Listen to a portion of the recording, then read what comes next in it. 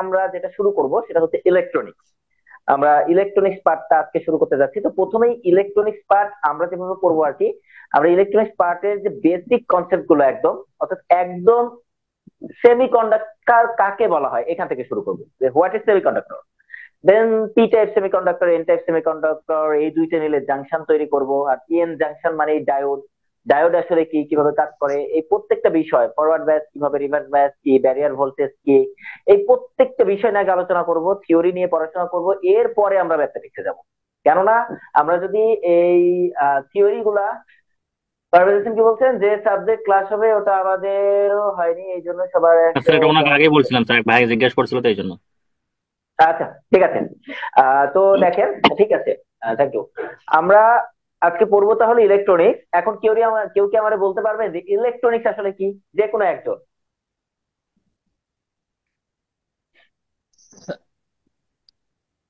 তো কোনো ভ্যাকুয়াম, সংজ্ঞাটা মনে নেই স্যার, কোনো ভ্যাকুয়াম টিউবের মধ্যে দিয়ে ইলেকট্রনের আচ্ছা আদান দেখেন, প্রদান। আমি বলি, সেটা হচ্ছে ভ্যাকুয়াম টিউব বাদ। ওইটা 19 শতকের কথা, বুঝছেন, ওইটা শেষ হয়ে গেছে। ওইটা 19 শতকের কথা ছিল, ওই সময় যে বইগুলো লেখা হয়েছে সেখানে ভ্যাকুয়াম টিউব লেখা ছিল, ওই কথাবার্তা বাদ। এখন এখন ভ্যাকুয়াম টিউব বলে কিছু নাই, কোথাও ভ্যাকুয়াম টিউব ব্যবহার করা হয় না। এখন আসেন, সংজ্ঞাটা এরকম করেছেন আপনারা, সেটা হচ্ছে বিজ্ঞানের যে শাখায় ভ্যাকুয়াম টিউব অথবা সেমিকন্ডাক্টর ডিভাইস নিয়ে আলোচনা করা হয় তাকে ইলেকট্রনিক্স বলা হয়। এই হ্যাঁ স্যার। ভ্যাকুয়াম টিউব চাইলে এখন বাদ দিয়ে দিতে পারেন, ভ্যাকুয়াম টিউব এখন আর নাই, এখন সেমিকন্ডাক্টর ব্যবহার করা হয় প্রত্যেকটা জায়গাতেই। তো বর্তমানে আপনি সরাসরি ভাবে বলতে পারেন বিজ্ঞানের যে শাখায় সেমিকন্ডাক্টর অথবা সেমিকন্ডাক্টর ডিভাইস নিয়ে আলোচনা করা হয় তাকে ইলেকট্রনিক্স বলা হয়। এখন আমরা একটা কথা এখানে দেখলাম, সেটা হচ্ছে ইলেকট্রনিক্স, রাইট? ইলেকট্রনিক্স, এর মধ্যে একটা সংজ্ঞার মধ্যে একটা কথা চলে আসলো কি, সেমিকন্ডাক্টর। তো প্রথমেই ইলেকট্রনিক্স নিয়ে যদি পড়তে চাই আমাদেরকে সেমিকন্ডাক্টর করতে হবে। সেমিকন্ডাক্টর নিয়ে আগে আমরা থিওরি আলোচনা করব, বেসিক কনসেপ্ট নিয়ে আলোচনা করব, এবং সেটা প্রত্যেকটা 3D সিমুলেশনের মাধ্যমে দেখবো আমরা যে আসলে এই সেমিকন্ডাক্টরটা কি। তাহলে চলেন আমরা আহ একদম প্রথম যে কথাটা আমরা জানতে চাচ্ছি সেটা হচ্ছে আমাদের যে পদার্থগুলো, এই পদার্থকে আমরা তিনটা ক্যাটাগরিতে ভাগ করতে পারি, বিদ্যুৎ প্রবাহিত হয় নাকি হয় না এর উপর ভিত্তি করে। তো একটা কি, একটা হচ্ছে আমাদের কন্ডাক্টর, একটা হচ্ছে সেমিকন্ডাক্টর, সেমিকন্ডাক্টর একটা হচ্ছে ইনসুলেটর, ইনসুলেটর, কন্ডাক্টর, সেমিকন্ডাক্টর আর ইনসুলেটর। ওকে। তো এখন আমাকে একবার একটু রেসপন্স করবেন সবাই, সেটা হচ্ছে সবাই আমার কথা শুনতে পাচ্ছেন কিনা। জি হ্যাঁ স্যার। স্যার। জি স্যার, শুনতে পাচ্ছি। ওকে, কারো কোনো প্রবলেম হলে সেটা জানাতে পারেন, সমস্যা নেই। প্রথমে হয়তো বা বলছি কেউ কোনো কথা বলবেন না, এটার জন্য হ্যাঁ স্যার, আবার ক্লিয়ার আছে এরকম স্যার, ভাবার সমস্যা কোনো কারণ নাই যে আমি রিউড ব্যবহার করি বা এরকম। ভয় পাওয়ার দরকার নাই, ফ্রেন্ডলি কথা বলতে পারেন। যারা আগে আমার ক্লাস করেছে হয়তো বা দু একজন না জানতে স্যার, পারে। এখানে সবাই আর মনে হয় আপনার ক্লাস করছে, সমস্যা নেই। না, সবাই আমার ক্লাস করে নাই। ঠিক আছে, তাহলে চলেন আমরা এখন যেটা শুরু করব সেটা হচ্ছে কন্ডাক্টর কাকে বলা হয়। কন্ডাক্টরের বাংলা হচ্ছে পরিবাহী। পরিবাহী কাকে বলা হয়, আমরা সঙ্গে এরকম আগে পড়ছি যে যে পদার্থের মধ্যে দিয়ে বিদ্যুৎ প্রবাহিত হয় তাকে পরিবাহী বলা হয় বা কন্ডাক্টর। আর যার মধ্যে দিয়ে হ্যাঁ স্যার। প্রবাহিত হয় না তাকে ইনসুলেটর বলা হয়। আর যার মধ্যে দিয়ে, এই দুইটার মাঝামাঝি, এর পরিবাহিতা কি, কন্ডাক্টর এবং ইনসুলেটরের মাঝামাঝি, তাকে বলা হয় সেমিকন্ডাক্টর। এইটা গেল হচ্ছে বাচ্চাদের সংজ্ঞা। এই বাচ্চাদের সংজ্ঞাটা দেওয়া যাবে না এখন আর আচ্ছা। আমাদের।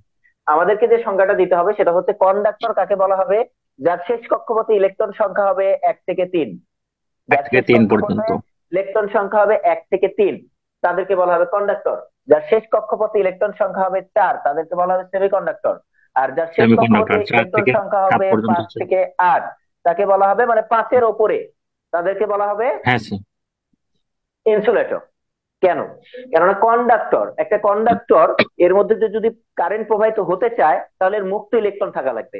ইলেকট্রনের প্রবাহকেই, ইলেকট্রন মানে নেগেটিভ চার্জ, নেগেটিভ চার্জের যে প্রবাহ তাকেই কি বলা হচ্ছে, ইলেকট্রিসিটি। তার মানে ওই হুম। কন্ডাক্টরের মধ্যে দিয়ে যদি কারেন্ট প্রবাহিত হতে চায় তাহলে মুক্ত ইলেকট্রন থাকা লাগবে, ফ্রি ইলেকট্রন। আর ফ্রি ইলেকট্রন তখনই থাকে যখন একটা পদার্থের শেষ কক্ষপথে 1 থেকে 3টি ইলেকট্রন থাকে, তখন তারা ফ্রি, তারা চাইলে মুভ করতে পারে, একটা অ্যাটম থেকে আরেকটা অ্যাটমে যাইতে পারে। যদি 5-এর অধিক হয়ে যায় তখন তারা আর মুভ করে না, তারা তখন গ্রহণ করার জন্য বসে থাকে, গ্রহণ তখন আর করে। তারা কি করে না, মুভ করে না। আর 4 হইলে এরা আসলে কোভ্যালেন্ট বন্ড গঠন করে বা সমযোজী বন্ধন গঠন করে, একটা আরেকটার সাথে ইলেকট্রন শেয়ার করে। চারিদিকে হ্যাঁ যতগুলো স্যার। অ্যাটম থাকে প্রত্যেকের সাথে ইলেকট্রন শেয়ারের মাধ্যমে বন্ধন গঠন করে। এগুলো কেমিস্ট্রির পড়াশোনা, আমরা সবাই জানি, একদম ক্লাস হ্যাঁ 9 স্যার। 10-এ পড়াশোনা করেছি। ক্যামেরা অনেক নড়ে, ক্যামেরা তো নড়ার কথা না, ক্যামেরা স্যার নড়ে না, প্রথমে ওইটা ওই তো জুম ইন প্রথমে জুম একটু আউট হয়েছিল। হচ্ছে, ঠিক আছে। হ্যাঁ স্যার, হ্যাঁ প্রথমে একটু ওইটা হয়েছিল, হচ্ছে এখন আর হচ্ছে না। অটো অটো ফোকাসের জন্য ওইটা হচ্ছিল। ঠিক আছে। আচ্ছা, তো এখন আমরা দেখলাম যে সেমিকন্ডাক্টর কাকে বলা হচ্ছে, যে সকল পদার্থের শেষ কক্ষপথে 4টি ইলেকট্রন রয়েছে তাদেরকে বলা হচ্ছে সেমিকন্ডাক্টর। আমরা বলতে পারি উদাহরণ হিসেবে সিলিকন। সিলিকনের শেষ কক্ষপথে ইলেকট্রন সংখ্যা কয়টি? 4টি, তাই না? জি স্যার। এই কথা বলেন। জি স্যার। স্যার প্রশ্নটা বুঝিনি, একটু বলেন। আমরা বললাম সেমিকন্ডাক্টর কাকে বলা হচ্ছে, যার শেষ কক্ষপথে ইলেকট্রন সংখ্যা কয়টি? 4টি, 4টি তাকে বলা হচ্ছে সেমিকন্ডাক্টর। আমরা সেমিকন্ডাক্টর। উদাহরণ হিসেবে বলতে পারি সিলিকন। সিলিকনের শেষ হ্যাঁ কক্ষপথে স্যার, ইলেকট্রন সংখ্যা কয়টি? 4টি। 4টি। ঠিক আছে। তো এই এতক্ষণ পর্যন্ত যা বলছি না বুঝলেও চলবে, এগুলো ইলেকট্রনিক্স এর টপিক না। আমি জাস্ট বোঝানোর চেষ্টা করেছি যে পদার্থ কয় ধরনের হয় বিদ্যুৎ পরিবহনের উপর ভিত্তি করে। এর মধ্যে আমরা ইলেকট্রনিক্স এ পড়াশোনা করবো মূলত সেমিকন্ডাক্টর নিয়ে। ঠিক আছে। তাহলে সেমিকন্ডাক্টর কাকে বলা হচ্ছে, যার শেষ কক্ষপথ ইলেকট্রন সংখ্যা 4টি। আমরা উদাহরণ হিসেবে বলতে পারি সিলিকন। এটা হচ্ছে একদম পিওর সেমিকন্ডাক্টর। যদি একদম বলি পিওর সিলিকন, এটা হবে একদম পিওর সেমিকন্ডাক্টর। এখন আসি, এই সেমিকন্ডাক্টর আবার দুই ধরনের। একটা হচ্ছে ইন্ট্রিনসিক সেমিকন্ডাক্টর, এগুলো থিওরিতে হয়তো অনেক সময় পাবেন। হ্যাঁ স্যার। Intrinsic semiconductor. আর বি নাম্বার যদি বলি সেটা হচ্ছে extrinsic semiconductor. Extensive. Extrinsic semiconductor. এখন এই সেমিকন্ডাক্টরের যে দুইটা প্রকার ভেদ করলাম, এটা কিসের ভিত্তিতে? ইন্ট্রিনসিক সেমিকন্ডাক্টর মানে হচ্ছে পিওর বা বিশুদ্ধ সেমিকন্ডাক্টর, এটাকে বলা হচ্ছে ইন্ট্রিনসিক সেমিকন্ডাক্টর। আর এক্সট্রিনসিক সেমিকন্ডাক্টর এটা পিওর না, এর মধ্যে ভেজাল আছে। তার মানে এটা কি ইমপিওর বা ভেজাল যুক্ত। ঠিক আছে, এটাকে আমরা বলতে পারি ভেজাল যুক্ত সেমিকন্ডাক্টর। ভেজাল যুক্ত সেমিকন্ডাক্টর সেটাকে বলা হচ্ছে এক্সটেনসিভ সেমিকন্ডাক্টর। আমরা সবসময় চেষ্টা করি কি ভেজাল মুক্ত থাকার, তাই না? যে কোনো কিছু হ্যাঁ বাজারে স্যার। কিনতে যাই তাহলে চিন্তা করি যে না এটার মধ্যে ভেজাল আছে কিনা, না এটা কিনা যাবে না। কারণ মধু কিনতে যাচ্ছেন, মধুর ক্ষেত্রে বিষয়টা বেশি যে ভেজাল যুক্ত না ভেজাল ছাড়া। মজার বিষয় হচ্ছে এই ইলেকট্রনিক্সে আমরা ভেজাল মুক্ত সেমিকন্ডাক্টর ব্যবহারই করি না। আমরা ব্যবহার করি কোনটা? ভেজাল যুক্ত সেমিকন্ডাক্টর। এক্সটেন্সিভ। কেননা আমাদের যে উদ্দেশ্য সেমিকন্ডাক্টর ব্যবহার করে একটা সার্কিটকে কন্ট্রোল করা, কখনো কারেন্ট প্রবাহিত করব, কখনো করব না, এটা তখনই সম্ভব যখন আমরা এর মধ্যে ভেজাল যুক্ত করব। ঠিক আছে। এখন আসি, এই ভেজাল মানে হ্যাঁ এমন স্যার। না যে ভেজাল কোনো কিছু, ভেজাল দ্বারা বোঝানো হচ্ছে যে সেটার পিওর থাকবে না। ধরেন আমি বললাম সিলিকন একটা সেমিকন্ডাক্টর। এই একটা সিলিকনের বার যদি আমি নিই, আমি যদি বলি যে আমি একটা সিলিকনের বার ধরেন নিলাম, যে আমি একটা সিলিকনের বার যদি নেই, তাহলে এইটার মধ্যে যদি শুধুমাত্র সিলিকন থাকে তাহলে সেটা পিওর। বাট এইটা আমাদের কোনো কাজের না। হ্যাঁ আমরা যখন এই সিলিকনের সাথে অ্যালুমিনিয়াম মিক্স করব বা ফসফরাস মিক্স করে দিব, তখন সেটাকে বলা হচ্ছে ভেজাল মিক্স করে দেওয়া। আমার সেমিকন্ডাক্টর সিলিকন, এর সাথে আমি বাইরে থেকে অন্য একটা পদার্থ মিক্স করে দিলাম, এটাকে বলা হচ্ছে ভেজাল মিক্স করে দেওয়া। এবং এই মিক্স করার পদ্ধতিটাকে বলা হয় ডোপিং করা। এন্ড এইটা কেন করি, উদ্দেশ্যটা কি, সেটা আমরা সামনে এখন দেখবো। সেটা হচ্ছে যে প্রথমে আসেন আমরা সিলিকনের স্ট্রাকচারটা একটু দেখে নিই, যে আমাদের সিলিকনের স্ট্রাকচারটা কেমন হয় আসলে। আমরা যদি সিলিকন দেখতে চাই, এখান থেকে এভাবে আমরা বলতে পারি যে আমাদের যে সিলিকন রয়েছে, আমাদের সিলিকনের শেষ কক্ষপথে ইলেকট্রন সংখ্যা কয়টি দেখেন, এখানে ইলেকট্রন বিন্যাস দেখানো হচ্ছে যে আমাদের 3s3p, এখানে দুইটি এখানে দুইটি, তার মানে আমাদের শেষ কক্ষপথে ইলেকট্রন সংখ্যা কয়টি? 4টি। 4টি। এটা সিলিকনের ইলেকট্রন বিন্যাস। এখন আমরা যেটা দেখবো যে এই সিলিকনের যে স্ট্রাকচার সেটা কেমন হয় আসলে, এই সিলিকনের স্ট্রাকচারটা দেখতে কেমন হয়। চল, তো এইটা হচ্ছে আমাদের সিলিকনের স্ট্রাকচার। আমি জানি না আসলে কতটুকু দেখতে পাচ্ছেন, আমি যদি একটু জুম করি তাহলে হয়তো হ্যাঁ বুঝতে স্যার, পারবেন। দেখা যাচ্ছে স্যার, সমস্যা নেই। দেখা এটা যাচ্ছে। হচ্ছে 3 ডাইমেনশনাল সিলিকনের স্ট্রাকচার। যে একটা সিলিকনের শেষ কক্ষপথে 4টে ইলেকট্রন থাকে, এবং এই প্রত্যেক 4টে ইলেকট্রন এরা এক একটা অ্যাটম। হ্যাঁ, এই যে সিলিকন দেখতে পাচ্ছেন গোল গোল, এরা এক একটা অ্যাটম। প্রত্যেকটা অ্যাটমের শেষ কক্ষপথে 4টে ইলেকট্রন থাকে। এরা আবার পাশের সিলিকনের সাথে সমযোজী বন্ধনে আবদ্ধ থাকে। কি বন্ধনে? সমযোজী বন্ধনে। সমযোজী এগুলাকে বন্ধন। সমযোজী বন্ধন দেখানো হয়েছে। তো প্রত্যেকটা সিলিকন পাশের 4টা সিলিকনের সাথে সমযোজী বন্ধনে আবদ্ধ। এটা একটু 2D তে দেখে আসি, তারপরে এটা একটু ভালো বুঝতে পারবো। চলেন আমরা যদি একটু 2D তে দেখে আসি বিষয়টা। যে আমি ধরে নিলাম আমার একটা সিলিকন আছে, যে এটা হচ্ছে সিলিকন। আমি শুধু শেষ কক্ষপথের ইলেকট্রন গুলো দেখাবো। ঠিক আছে, শুধুমাত্র শেষ কক্ষপথের ইলেকট্রন গুলো আমি দেখাবো, তাহলে আমাদের জন্য বুঝতে সুবিধা হবে আর কি।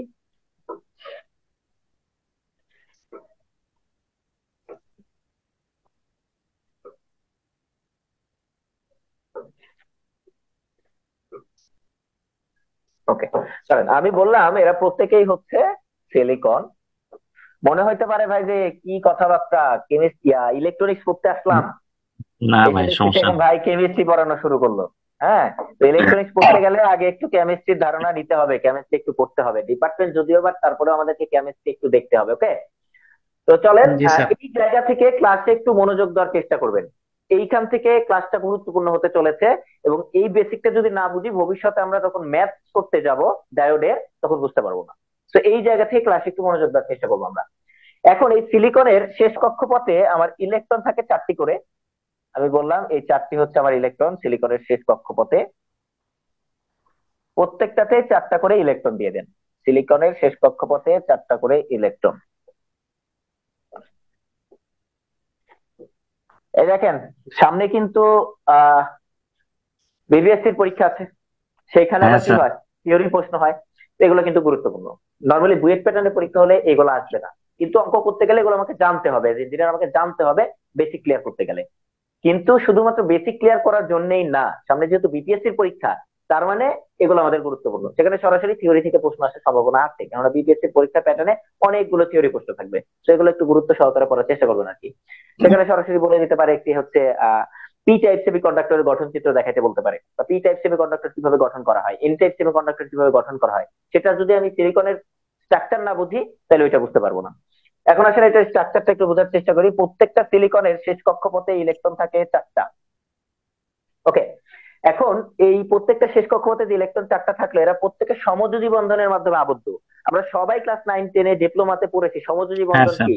ইলেকট্রন শেয়ার করে, মানে এই ইলেকট্রন দান করে না, গ্রহণও করে না, কিন্তু একে অপরের সাথে কি করে, শেয়ার করে। ধরেন আমি বললাম যে এই মোবাইলটা আমার, এই ক্যালকুলেটরটা আপনার। এখন এই দুইটা আমরা দুইজনের সাথে শেয়ার করলাম, যে আপনার মোবাইল নাই, আমারও ক্যালকুলেটর নাই, আর আমরা শেয়ার করলাম। আপনার যখন মোবাইল দরকার আমি আপনারা দিয়ে দিলাম, আমার যখন ক্যালকুলেটর দরকার আপনি আমাকে দিয়ে দিলেন। আমি তাহলে কি বলতে পারবো, যে এই দুইটা আমার কাছে আছে। আবার আপনিও বলতে পারবেন যে এই দুইটা আপনার। শেয়ারটা হচ্ছে এরকম, যে আমরা যখন ইলেকট্রন দুইটা শেয়ার করব, যে এই ইলেকট্রন আর এই ইলেকট্রন যদি একে অপরের সাথে শেয়ার করে, তাহলে এই যে এখন এর হয়ে গেল, এর ছিল কয়টা, 4টা, একটা 4টা এর হয়ে সাথে গেল, শেয়ার 5টা। করেছে। ফলে এই একটা এখন এই দাবি করতে পারবে যে আমার এখন ইলেকট্রন 5টা, আবার এও দাবি করতে পারবে যে আমার ইলেকট্রন 5টা। আসলে কেউ কাউকে দিয়ে দেয়নি, এ যদি একে দিয়ে দিত এর একটা একটা কমে যেত, 3টা হয়ে যেত। বাট এর দিয়ে দেয় নাই, শেয়ার করছে। যে এ এখন দাবি করবে যে না আমার ইলেকট্রন 5টা, আবার এও দাবি করবে আমার ইলেকট্রন 5টা। এটাকে বলা হয় সমযোজী বন্ধন, শেয়ার করা। তাহলে এখন একইভাবে প্রত্যেকটা 4টা ইলেকট্রন একে অপরের সাথে কি করবে, শেয়ার করবে, প্রত্যেকে একে অপরের সাথে শেয়ার করবে। এইদিকে আরো চলতেই থাকবে এভাবে। অ্যাটম মানে কি, আমি যদি একটা সিলিকনের বার নেই, তাহলে এর মধ্যে কি মিলিয়ন মিলিয়ন অ্যাটম থাকবে। সিলিকনের পরমাণু কি অনেকগুলো থাকবে এর মধ্যে। তার মানে আমি শুধু বুঝার জন্য যে কয়েকটা প্রয়োজন সে কয়েকটা দেখাইছি। এদিকেও এভাবে চলতে থাকবে, এদিকেও আরো আছে, এদিকেও আরো আছে। তাহলে এরা এরা বন্ধন গঠন করবে, এরা বন্ধন গঠন করবে, এর সাথে বন্ধন গঠন করবে, এর সাথে বন্ধন গঠন করবে, এভাবে কন্টিনিউয়াসলি প্রত্যেকের সাথে প্রত্যেকে কি গঠন করবে, বন্ধন গঠন করবে। এখন এই বন্ধন গঠন করার ফলে আসলে কাজটা কি হলো দেখেন, যে এই সিলিকনের এখন কোনো মুক্ত ইলেকট্রন নাই। এই সিলিকনের কোনো মুক্ত ইলেকট্রন নাই। নাই। কেননা এই যে মাঝের সিলিকনটার কথা যদি আমি চিন্তা করি, তাহলে এই সিলিকনের এখন ইলেকট্রন কয়টা, 8টা হয়ে গেছে। দেখেন এর ছিল কয়টা, 4টা। চারিদিকের 4টার সাথে আবার সে শেয়ার করেছে, তার মানে এর এখন ইলেকট্রন হয়ে গেছে কয়টা, 8টা। 8টা। 8টা ইলেকট্রন হলে সেটাকে আমরা কি বলি, স্থিতিশীল অবস্থা, অষ্টক পূর্ণ নিয়ম। হ্যাঁ অষ্টক স্যার। পূর্ণ হয়ে গেলে সে তখন নিষ্ক্রিয় হয়ে যায়, তার কোনো মুক্ত ইলেকট্রন নাই। সে শেয়ার মানে অপর ইলেকট্রনে দেওয়ার মতো বা ট্রান্সফার করার মতো কোনো মুক্ত ইলেকট্রন তার আর কি থাকলো না। নাই। এটা তো আমরা বুঝি, তাই না? হ্যাঁ জি স্যার। স্যার। আচ্ছা, তাহলে এখন আমাদের যে বলতেছিলাম যে এটা একটা সেমিকন্ডাক্টর, যে সেমিকন্ডাক্টর মানে কি অর্ধ পরিবাহী।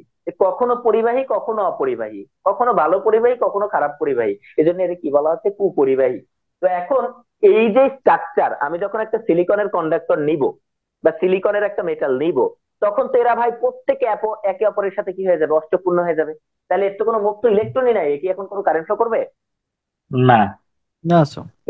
এই অবস্থায় কোনো কারেন্ট ফ্লো করবে না, কেননা এর কোনো মুক্ত ইলেকট্রন নাই, প্রত্যেকে অষ্টপূর্ণ অবস্থায় আছে।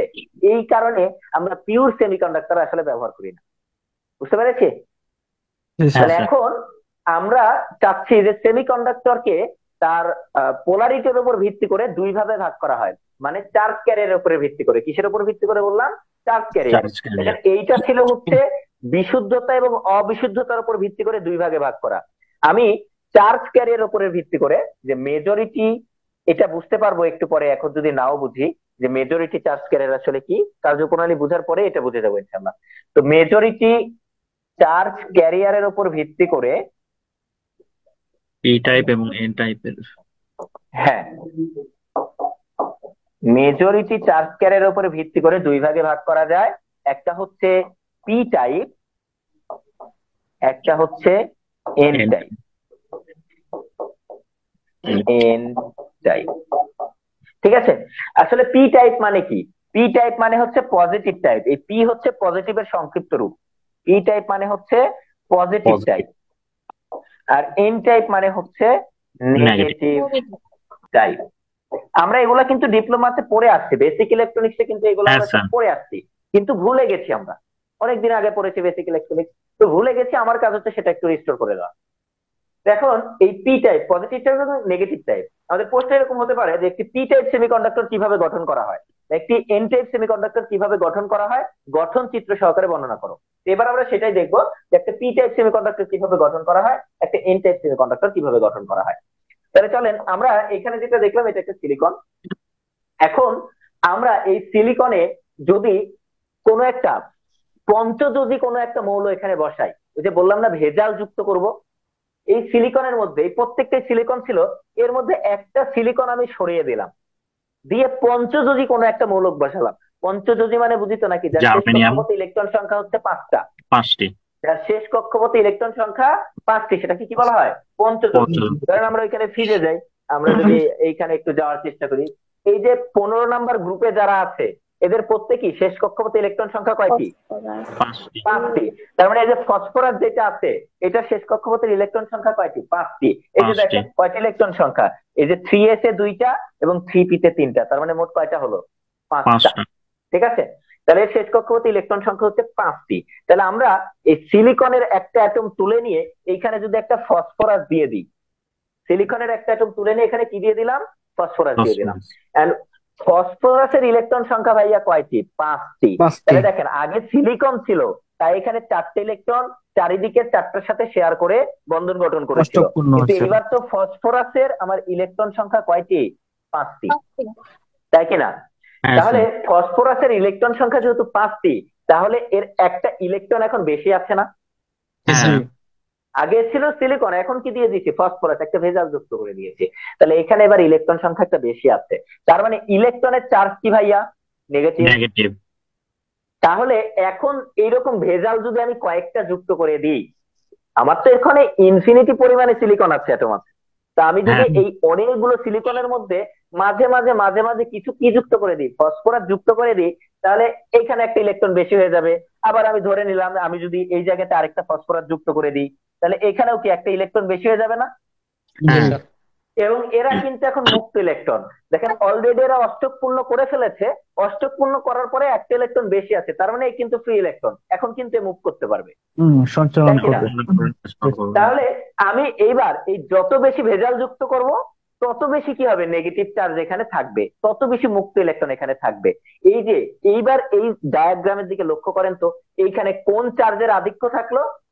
ইলেকট্রন, মানে নেগেটিভ চার্জের আধিক্য থাকলো। তার মানে এই যে সেমিকন্ডাক্টর গঠন করলাম আমরা ফসফরাস যুক্ত করে, সেটাকে বলা হচ্ছে এন টাইপ সেমিকন্ডাক্টর। কি type? N type. N type semiconductor. এইটা বুঝছি কিনা বলেন তো, যে এন টাইপ সেমিকন্ডাক্টর কিভাবে গঠন করা হয়? এখন যদি প্রশ্ন আসে এন টাইপ সেমিকন্ডাক্টর কিভাবে গঠন করা হয়, গঠন চিত্র সহকারে বর্ণনা করো, এই গঠন চিত্রটা দিয়ে দিব, মাঝখানে একটা সিলিকনের জায়গায় কি দিয়ে দিব? ফসফরাস দিয়ে দিব, তাহলে সেটা কি হয়ে যাবে? N type semiconductor. কি আর সবাই যদি না বুঝি, কোন জায়গায় বুঝিনি প্রশ্ন করতে পারেন এখন। বুঝতে পারছি স্যার, বুঝতে পারছি স্যার, সমস্যা নেই। বাকিরা যারা নতুন আছেন তারা? বুঝতে পারছি স্যার। ঠিক আছে, থ্যাংক ইউ। সবাই একটু রেসপন্স করবেন, হ্যাঁ, একে তো অনলাইন ক্লাস, আবার যদি রেসপন্স না করেন তাহলে মানে ভালো লাগে না। আজকে সবাই মোটামুটি রেসপন্স করছেন। কমিউনিকেশন ক্লাস স্যার, আমি একাই ক্লাস করছি, আর কেউ কথাও বলে না, ক্লাসটাও আসে না। আচ্ছা, আপনি তো অ্যাক্টিভ স্টুডেন্ট, আমি তো জানি। এই যে আমাদের শাহিন ভাই, পারভেজ ভাই, রুবেল ভাই, হ্যাঁ, এরা সবাই, আমির হামজা, সে মানে স্পিকারে অ্যাক্টিভ না থাকলেও মেসেজে অ্যাক্টিভ থাকে। ঠিক আছে। আচ্ছা, তো চলেন আমরা এই পর্যন্ত ধরে নিলাম সবাই বুঝছি। তাহলে এইটা একটু এখন অ্যানিমেশনে দেখে আসছি যে আসলে ঘটনাটা কি ঘটছে। ঠিক আছে, তো চলেন টাইপস অফ সেমিকন্ডাক্টরে চলে যাব আমরা। ওকে, চলেন। তো এইটাকে বলা হচ্ছে সবগুলো যখন সিলিকন, প্রত্যেকটা অ্যাটম যখন সিলিকন, তখন এটাকে বলা হবে ইন্ট্রিনসিক সেমিকন্ডাক্টর বা আই হ্যাঁ সেমিকন্ডাক্টর বা ইনসিন্টিক সেমিকন্ডাক্টর, মানে পিওর সেমিকন্ডাক্টর। যখনই এটাকে আমি এন টাইপ করতে চাইবো, এই একটা দেখেন সিলিকন তুলে কি বসায় দিলাম, ফসফরাস বসায় দিলাম। ফসফরাস। ফসফরাস। দেখেন ইন্ট্রিনসিক এই জায়গাতে কি হবে, মানে ইন্ট্রিনসিক মানে সবগুলো সিলিকন। এই একটা সিলিকন তুলে দিয়ে আমি যদি এই জায়গায় একটা ফসফরাস দিয়ে দিই, তখন দেখেন একটা ইলেকট্রন বেশি দেখাচ্ছে, যেটা আমি 2D তে দেখাইছি। দেখেন এই জায়গাতে যদি চিন্তা করি, দেখেন চারিদিকে চারটা সিলিকনের সাথে সংযুক্ত এবং একটা ইলেকট্রন বেশি আছে, দেখা যায় কিনা, এই যে এই জায়গাতে জি লক্ষ্য স্যার, করেন একটি দেখতে পাচ্ছি স্যার। হ্যাঁ ঠিক আছে। তার মানে তখন এটাকে বলা হবে এন টাইপ সেমিকন্ডাক্টর। বুঝলাম এটা? জি স্যার। জি স্যার। একটা প্রশ্ন ছিল স্যার ছোট্ট। আর এই হ্যাঁ বলেন। পঞ্চযোজী মৌল হিসেবে সবসময় ফসফরাসই ব্যবহার করা হয় নাকি অন্য কোনো মৌল ব্যবহার করা হয়? পঞ্চযোজী যে কোনো কিছু ব্যবহার করা যাবে। না স্যার, মানে বুঝছেন, আমরা যে কাজের ক্ষেত্রে ব্যবহার করি এটা কি ফসফরাসই বেশিরভাগ ব্যবহার করি কিনা ফসফরাস এটা বেশি জানি। ব্যবহার করা হয়। জি জি, ফসফরাস বেশি ব্যবহার করা হয়।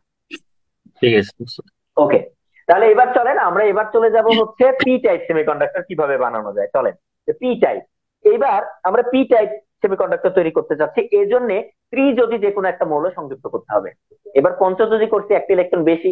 এবার আমরা ত্রিযোজী করব, একটা ইলেকট্রন কম। এখন এইটা হুম। করার আগে একটা জিনিস আপনাদেরকে বুঝাই, যে ইলেকট্রন বেশি থাকলে সেটাকে বলা হয় নেগেটিভ চার্জ, ইলেকট্রন থাকলে। আর পজিটিভ চার্জ কাকে বলা হয় আসলে বলেন তো? হোল থাকলে অর্থাৎ কম থাকলে যেটা হোল। হোল গ্রহণ করে, চার্জ পজিটিভ গ্রহণ চার্জ করলে হচ্ছে সেটা হোল। পজিটিভ। এখন হ্যাঁ, পজিটিভ চার্জ হচ্ছে হোল। আর এই হোলটা আসলে কি, ইলেকট্রনের তো অস্তিত্ব আছে, ইলেকট্রন আমি দেখতে পাচ্ছি, ইলেকট্রন মুভ করছে। কিন্তু আমরা বলি যে ইলেকট্রন, আমি একটু দেখাই, যে আমরা অনেক সময় এরকম বলি যে এই দিক থেকে আমি যদি একটা লোড সংযুক্ত করে দিই, তাহলে ইলেকট্রন এদিক থেকে এদিকে যাচ্ছে, যে নেগেটিভ চার্জ এদিক থেকে এদিকে যাচ্ছে, তাহলে পজিটিভ চার্জ কি হয়, এদিক থেকে এদিকে যায়। মানে নেগেটিভ চার্জ যেদিকে যায়, পজিটিভ চার্জ বিপরীত দিকে যায়। এইটা আমরা হ্যাঁ আমাদের স্যার। অ্যানালাইসিসের সাপেক্ষে ধরে নিই, কিন্তু আসলে কিন্তু আমাদের যে পজিটিভ ঘটনাটা চার্জ উল্টা সেটা আছে। কিন্তু মুভ করে না। হ্যাঁ পজিটিভ স্যার, চার্জ কিন্তু পজিটিভটা মুভ স্থির। করে না। হ্যাঁ, পজিটিভ চার্জ মুভ করে না, শুধু নেগেটিভ চার্জই মুভ করে, কিন্তু দেখে মনে হয় যে পজিটিভ চার্জও মুভ করছে। কেন মনে হয়? এখন আসি যে পজিটিভ চার্জটা আসলে কি, হোল কাকে বলা হচ্ছে, হোল বা গর্ত এটা কাকে বলা হচ্ছে? এইটা হচ্ছে একটা ইলেকট্রনের ঘাটতি। একটি ইলেকট্রনের ঘাটতিকেই কি বলা হচ্ছে, পজিটিভ চার্জ বা হোল। হোল। ধরেন হোল বলা আমার হচ্ছে। এইখানে, আমার বললাম যে একটা সিলিকন ছিল, চারটা ইলেকট্রন ছিল। যদি এরকম হয়, এই সিলিকনের চারটি ইলেকট্রনের মধ্যে একটা ইলেকট্রন চলে গেল, এই যে একটা ইলেকট্রন যদি চলে যায়, তাহলে এখানে একটা ইলেকট্রনের ঘাটতি তৈরি হলো না? জি। হ্যাঁ স্যার। এই ইলেকট্রনের যে ঘাটতি তৈরি হলো সেটাকে বলা হচ্ছে হোল। আসলে হোল আলাদা কিছু না, হোল মুভ করে না, আমার মুভ করে কি ইলেকট্রন। যার ফলে মনে হয় যে আমার যদি এরকম বলি যে ধরেন আমি এমন কিছু করতে যাচ্ছি, যে ধরেন আমার সোডিয়াম ক্লোরাইডের কথা যদি বলি, আমাদের ক্লোরিনের যে শেষ কক্ষপথ ইলেকট্রন সংখ্যা, সোডিয়ামের শেষ কক্ষপথ ইলেকট্রন সংখ্যা, বন্ধন আপনারা বুঝেন, এখানে লাগতেও না। একটা ইলেকট্রন যদি দান করে দেয়, তাহলে একটা ওর কম ছিল, এ দান করে দিল, তার মানে ওর কিন্তু জায়গা পূর্ণ হয়ে গেল। ওইখানে হ্যাঁ ছিল স্যার। হোল, কারণ আমি এমন দুইটা অ্যাটম নিলাম, এর এখানে একটা ইলেকট্রন ঘাটতি আছে, এর শেষ কক্ষপথে আমি ধরে নিলাম আমরা ধরে নিলাম যে এর শেষ কক্ষপথ ইলেকট্রন সংখ্যা 7টি, আর এর শেষ কক্ষপথে ধরেন আমি ধরে নিলাম তার ইলেকট্রন সংখ্যা আছে বেশ কয়েকটা, যেটাই হোক আমাদের আছে। আর এর কিন্তু একটা ঘাটতি আছে, এইখান থেকে একটা ইলেকট্রন এখানে মুভ করলো, তাইলে এই ইলেকট্রন যদি এখানে মুভ করে, এখানে একটা ঘাটতি তৈরি হবে, এখানে একটা হ্যাঁ গর্তের তৈরি হবে, সেটাকে বলা হচ্ছে হোল। এইটাকে দেখতে কি মনে হবে, দেখেন যে হোল এখানে ছিল, ইলেকট্রন এখানে ছিল, ইলেকট্রন এখান থেকে এখানে চলে গেল, মনে হবে যে হোলটা এখান থেকে এখানে চলে আসছে। তা আসলে কিন্তু এই হোলটা এখানে আসে নাই, এখানে একটা হোলটা নতুন স্থির অণু করে। তৈরি হয়েছে। ঠিক আছে, এটা হচ্ছে আমাদের পজিটিভ চার্জ বা হোল।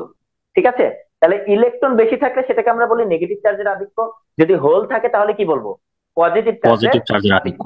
আধিক্য। আচ্ছা, তাহলে এবার দেখেন আমরা ওইখানে আবার ফিরে যাই, যে এবার কিভাবে আমরা আমরা এন টাইপ তৈরি করেছিলাম, কিভাবে পি টাইপ তৈরি করা যায়। তাহলে ধরেন এই যে ফসফরাসের জায়গায় আমি যদি এবার একটা অ্যালুমিনিয়াম দিয়ে দিই, ফসফরাসের জায়গায় কি দিয়ে দিলাম, অ্যালুমিনিয়াম। এখন বলেন যে অ্যালুমিনিয়ামের শেষ কক্ষপথ ইলেকট্রন সংখ্যা কত, 3টি। 3টি। অ্যালুমিনিয়ামের পারমাণবিক সংখ্যা কত, 13। অ্যালুমিনিয়ামের শেষ কক্ষপথ ইলেকট্রন সংখ্যা কত, তিনটি। 2 যদি 8 দেখেন আমরা দেখে আসি যে অ্যালুমিনিয়ামের ইলেকট্রন সংখ্যা যদি দেখে আসতে চাই, এটা হচ্ছে অ্যালুমিনিয়াম, তাই না? আচ্ছা, এখানে অ্যালুমিনিয়াম দেখা যাবে না, এখানে শুধু এগুলা দেখা যাবে যেগুলো গুরুত্বপূর্ণ সেগুলা। তো অ্যালুমিনিয়ামের শেষ কক্ষতে ইলেকট্রন সংখ্যা কয়টি? তিনটি, আমরা এটা জানি। তাহলে দেখেন, যখন এখানে সিলিকন ছিল তখন এর শেষ কক্ষপথে ইলেকট্রন ছিল 4টা। এবার এখানে অ্যালুমিনিয়াম দিচ্ছি, তাইলে যে কোনো একটা ইলেকট্রন কম হয়ে গেল না? জি হ্যাঁ স্যার। বুঝতে পেরেছেন? তাহলে যে দেখেন যে কোনো একটা ইলেকট্রন কম হয়ে গেছে, তাহলে এইবার এখানে একটা ইলেকট্রনের কি দেখা দিল? ঘাটতি দেখা দিল, তাই কিনা? হ্যাঁ জি স্যার। স্যার। একটা ইলেকট্রনের ঘাটতি দেখা দিল। এই যে ইলেকট্রনের একটা ঘাটতি দেখা দিল, সেটাকে কি বলা হবে? হোল। হোল বলা। বুঝতে পেরেছেন? কারণ এইবার জি স্যার। এখানে একটা কি তৈরি হলো? হোল তৈরি হলো বা গর্তের তৈরি হলো, যেটাকে আমরা কি বলতেছি? Positive charge. Positive charge. বুঝতে পেরেছেন? তার মানে এইবার কি জি বেশি স্যার। আছে? আমার যদি এরকম বেশ কয়েকটা অ্যালুমিনিয়াম আমি যদি চারিদিকে যুক্ত করে দিই, বেশ কয়েকটা অ্যালুমিনিয়াম, তাহলে প্রত্যেকটাতে একটা করে কি বেশি থাকবে? পজিটিভ চার্জ বেশি থাকবে, তাই কিনা? জি হ্যাঁ স্যার। তখন এই পদার্থটাকে বলা হবে পি টাইপ সেমিকন্ডাক্টর। তখন এটাকে কি বলা হবে? পি টাইপ বা P-type পজিটিভ টাইপ সেমিকন্ডাক্টর। বুঝছেন?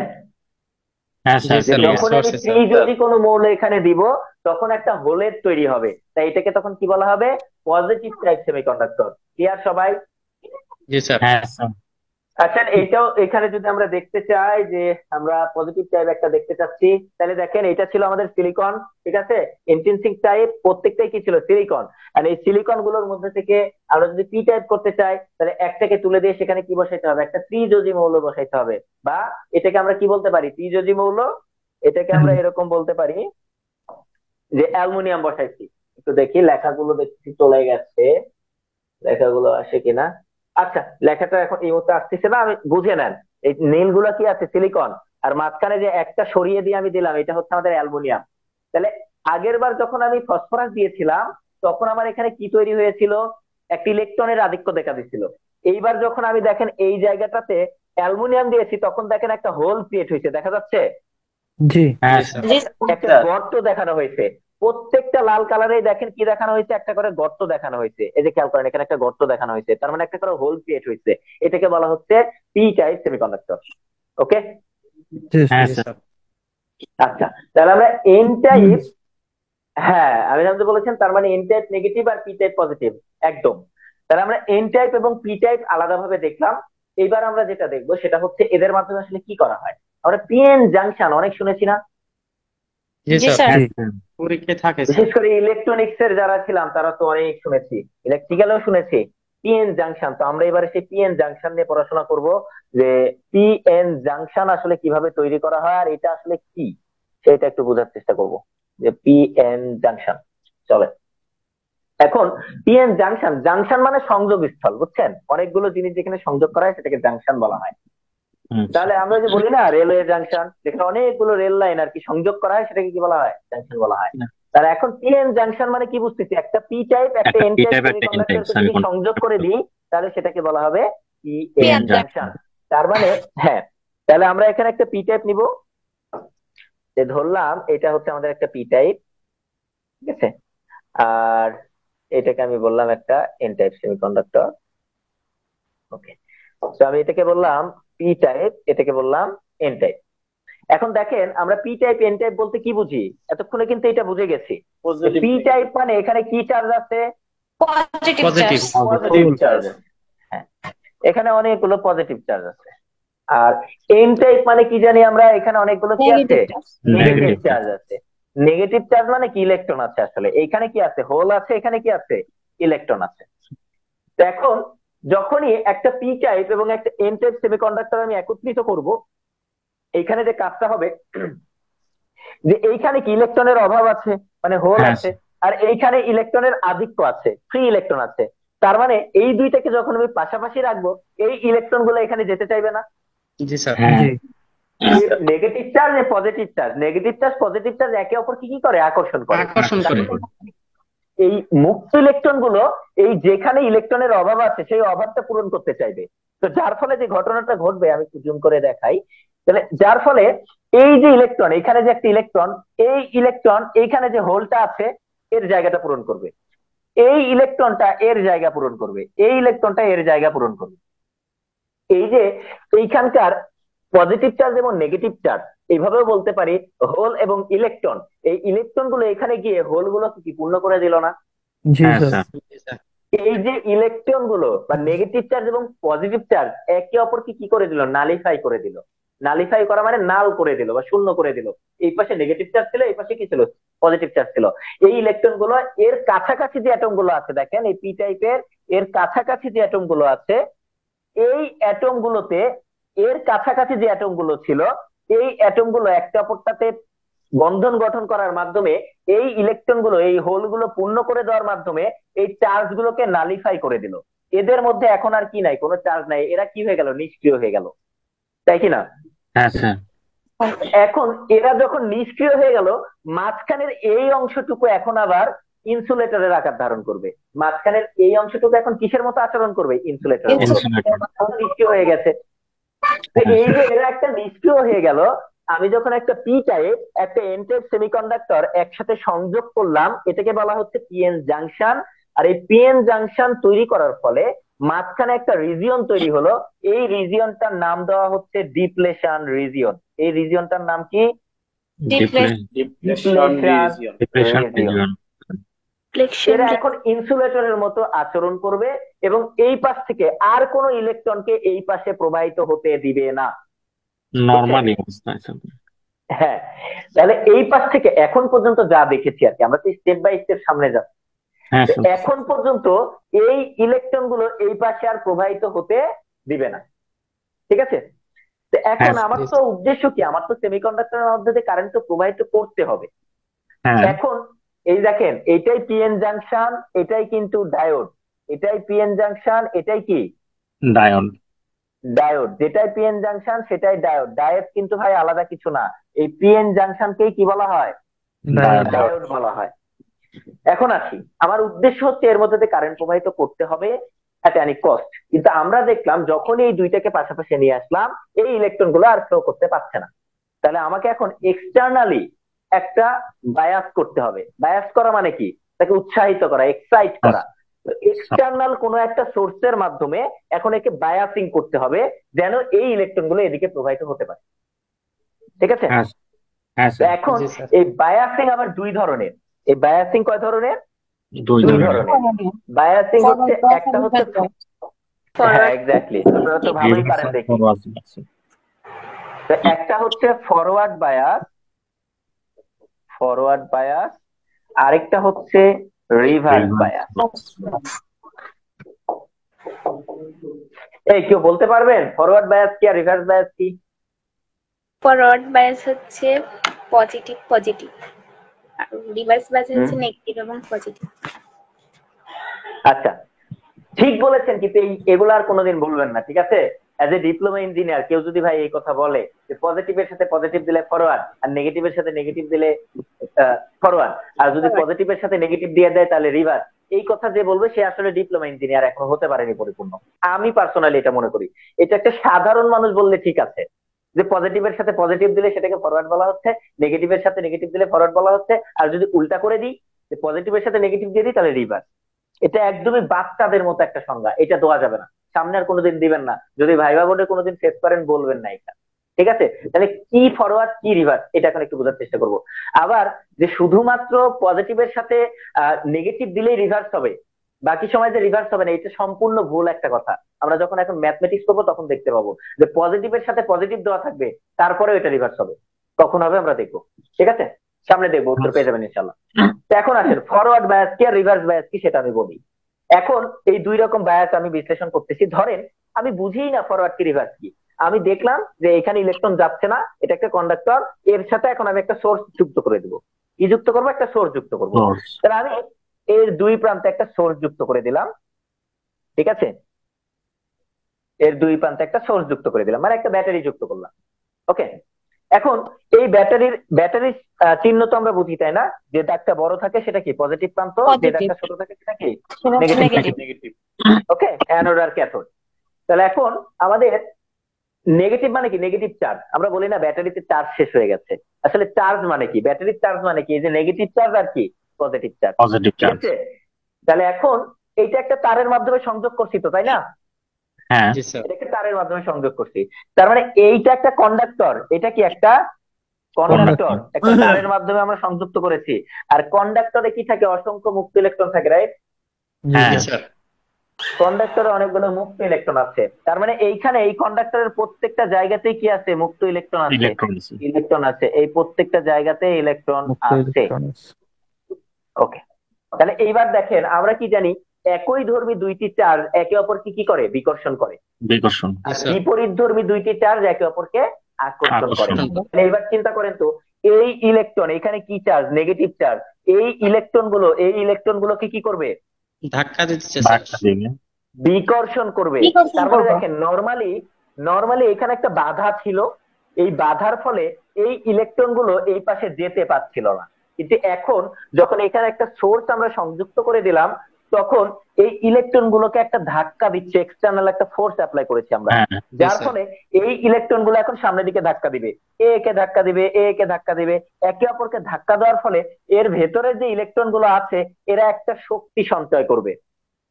এই শক্তিটা, যে শক্তিতে ধাক্কা দিলাম, এই শক্তিটা এদের যে পটেনশিয়াল ব্যারিয়ার মানে বাধা, এদের যে বাধা, এই বাধার চাইতে আমার এদিকে ধাক্কা যদি বেশি হয় তাহলে এই ইলেকট্রন গুলো ফ্লো করবে। জি স্যার হ্যাঁ তাহলে দেখেন এখানে আরেকটা নতুন শব্দ বলেছি, সেটা হচ্ছে পটেনশিয়াল ব্যারিয়ার।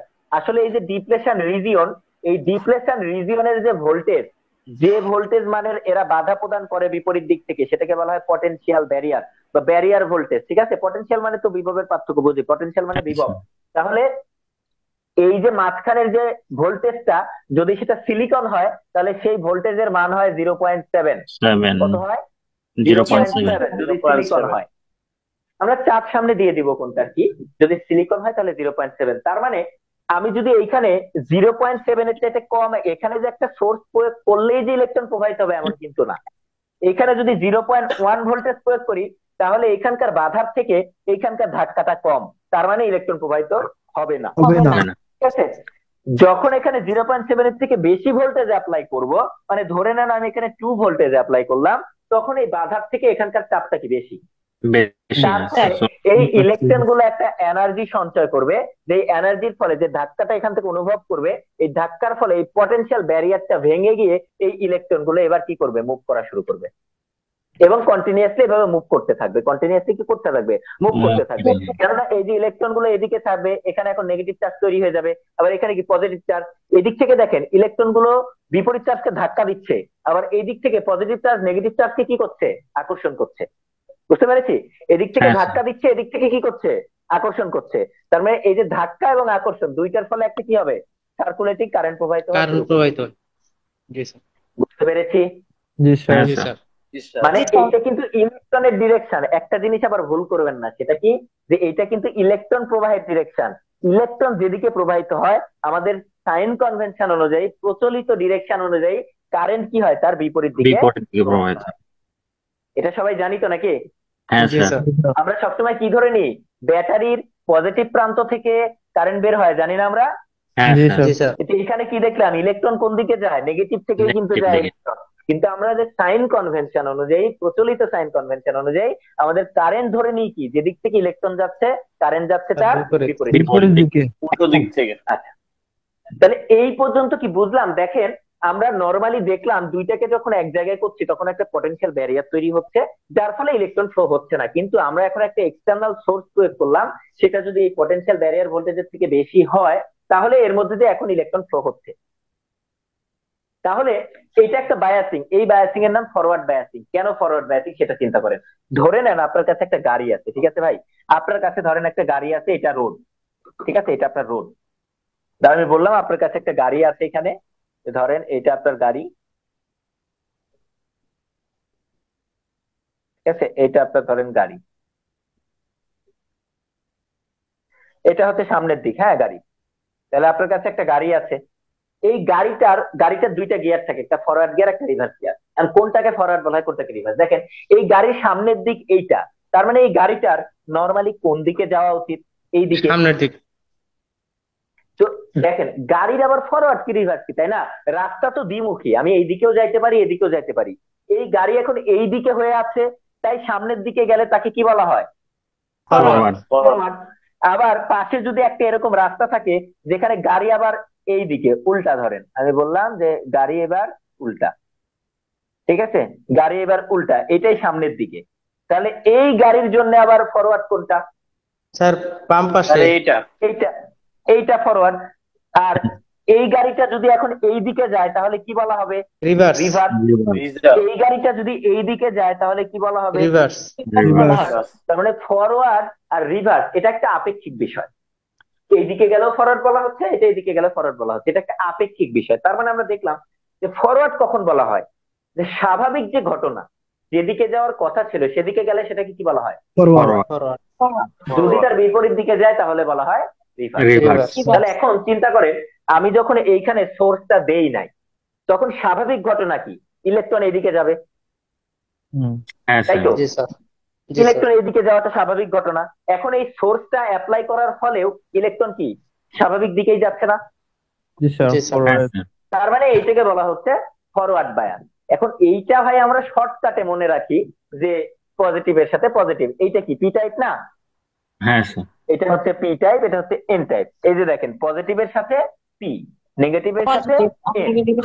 এটা আমরা শর্টকাটে মনে রাখি যে পজিটিভের সাথে পজিটিভ, এন এর সাথে এন সংযুক্ত হলে সেটাকে ফরওয়ার্ড বায়াস বলা হয়। বুঝতে পেরেছি? কিন্তু হ্যাঁ। সবসময় যে এটা হবে এমনও না, সামনে আমরা দেখতে পাবো। ঠিক আছে, তাহলে সবসময় সংজ্ঞাটা যে হবে এইটা কিভাবে বললে একটু এমন না। ভালো হয়, একটু বলে দিবেন। সংজ্ঞাটা একটু বলে দিবেন বুঝি? স্যার। সংজ্ঞাটা একটু বলে দিবেন। সংজ্ঞা দেখেন, হ্যাঁ। এখন আপনি সংজ্ঞা লেখার ক্ষেত্রে আমি বলেছি ভাইবা বোর্ডে কখনো বলবেন না।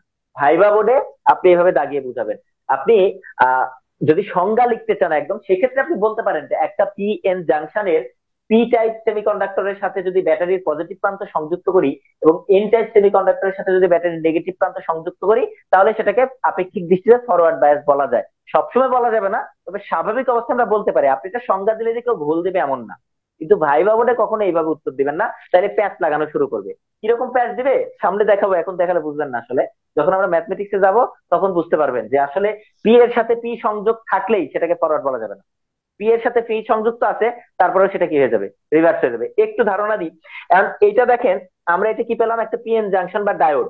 এইটার যদি আমরা সিম্বল প্রকাশ করতে চাই, অঙ্কে তো আর এইভাবে দাগাবো না, এটার যদি আমি সিম্বল দেখতে চাই তাহলে সিম্বলটা হবে এইরকম।